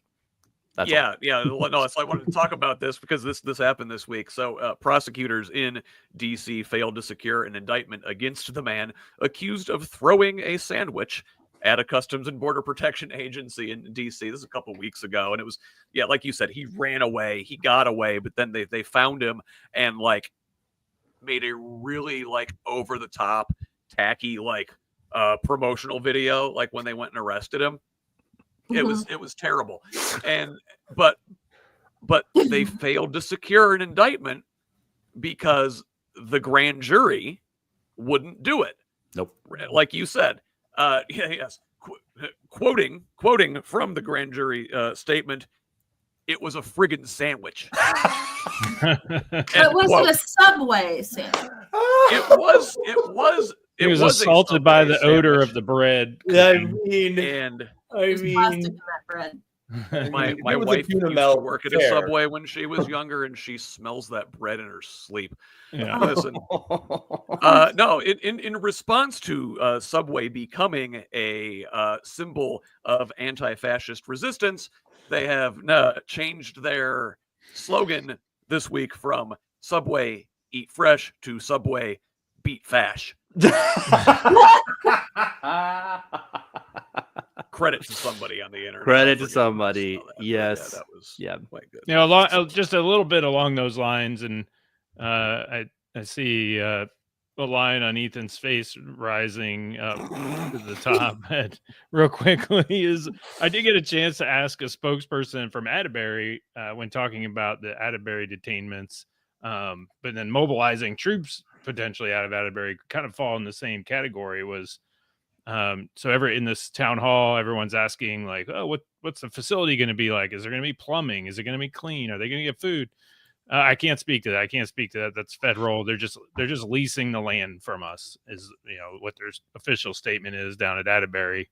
The federal government's just coming in. They'll set up their whole separate thing. We're not going to be involved. So I was like, okay, so a question for you and the guys at Atterbury. Have you discussed resisting? This appears to be and has been illegal detention, unconstitutional detention. You have swore an oath to the Constitution, not to the president. Mm-hmm. So have you guys talked about that, like resisting this as unconstitutional? No, I can't speak to that. I was like, oh man, come on, like give us a little something, Yeah, like come on, guys. Wouldn't it be a shame if like a bunch of loose nails wound up spread across the pavement on that other side of the bays? Who spilled these here? There's going to be an investigation. There's a lot of you would help at some point. Likewise, all the 2A folks are, when the good guys stand up, that's why we need good guys with guns to stand. Well, hey, the military's in the streets. 2A, like anytime, let's go, guys. Get your guns and go fight them. That's what they wanted the guns for. Yeah, where's that resisting government tyranny y'all been talking about forever? Go on, do a Second Amendment now. The one argument we have to be able to resist the government taking us over. Oh, okay, and yeah, here it is. And those people are the ones cheering it on. In fact, signing up to help with the hostile government takeover. You got to love it. Irony. So listen, we're coming up on here 3 hours today. I've loved hanging out with you guys. The time has flown. We're here almost 3 hours. We haven't even gotten to do our one big thing. Like I think all of our bladders are telling us maybe we should stop for this week. But I did want to mention that there was this horrible school shooting at a Catholic school in Minnesota. Minneapolis this past week. And as always happens with these things, it unfortunately gets politicized. I as much as I would want to spend talking about this today, I just don't feel we have the opportunity to give it the justice it deserves. Maybe we can come back to it and do this another time soon and go about it that way. But for right now, I did want to close us out and ask each of you to shamelessly promote yourself for just a moment before we say goodbye. So, Michael, how about you quack at the folks here? Yay. I'm Michael Potter, and I'm running for House District 47 in Indiana, which is parts of Johnson and Shelby counties. You can follow me at Friends of Michael Potter on social media, friendsofmichaelpotter.com. And my email is friendsofmichaelpotter@gmail.com. And my real claim to fame is I'm the husband of candidate for Secretary of State Blythe Potter. Yeah, Michael, you really outkicked your cup. I so far outkicked it that when I at IDEA we're meeting people for the first time that have seen us separately online, that they see us standing together and just don't even it doesn't even cross their mind that we would be married. That's how far I outkicked my coverage. No, Michael's great. We all love Mike. We give you a hard time. Ethan, where can good folk find you? I'm on the social medias. If you search for Ethan Sweetland-May, I'm the only one. And I am running for a state Senate seat in District 47. That's New Albany, Corydon, Salem, Mockport. There's about 130,000 of us, and I think we're ready for something new. We're ready for real leadership. We're ready for leadership that represents us. So you can find me on all the socials that way. I'm having a campaign launch party on September 12th. That is a Friday. You can find the details on my socials as well. Would love for you to come. Gonna have live music. Gonna have good food and drink. They're gonna have a bounce house. Bring your kids. It's gonna be really fun. So, well, hell, am I allowed to go in the bounce? You are allowed, Scott. You are allowed 5 minutes, but you're allowed. Okay, all right. Well, I'll see if I can get there then. Renee, how about you? I have all of the social media things as well. I started the coalition and the network, and it is located across the street from Aaron Houchin's office. So what I offer to those who are running and are in Salem, and get in touch. This is a space where we can do and activate many things out of one location. So if you're with a group and you want to have a meeting, if you want to connect and have a conversation, if you want to drive past and see the Honk for Hope sign and honk like crazy, we're here for all of those things. And there is space for you. There are other liberals and anyone who's outside of the MAGA cult, there's space, right? Well, unless you're too far on the other side, and then we have some boundaries. But the point being, you're not alone. You're not alone. And there's other people who, just because we flow in these certain arenas, right? Like I do the Pride group. I'm not running for office. Yes, I'm on the Democrats, and yes, I'm this and that. If that's not your flavor, bring your flavor on by, and we'll see if there's other people who have and want connection in that same way. So social media, Community Action Coalition. We've got the Washington County Pride QSA public Facebook group, and I am on Renee Mather Political on Facebook and Instagram. Heck yeah. And Scott, I was reading your name for a second. Thank you. Thank you for having us. Yeah. Thanks for having this platform and letting us have conversation. I really appreciate it. No, thank you to absolutely. everyone. Thank you. It was good. Good combo. I've enjoyed having you guys so much. So real quick before I sign off, I want to remind people to follow me over on the social medias at HoosLeft on Blue Sky and Instagram and Threads. It's at whosleft.us. That's also my website. Also, be sure to follow and subscribe to Project Next Media. Follow them at Project Next Movement on most of the socials. Until next time, this has been Who's Left This Week. I'm Scott Aaron Rogers. Love each other, Indiana. You guys are awesome. This was great. Thank you.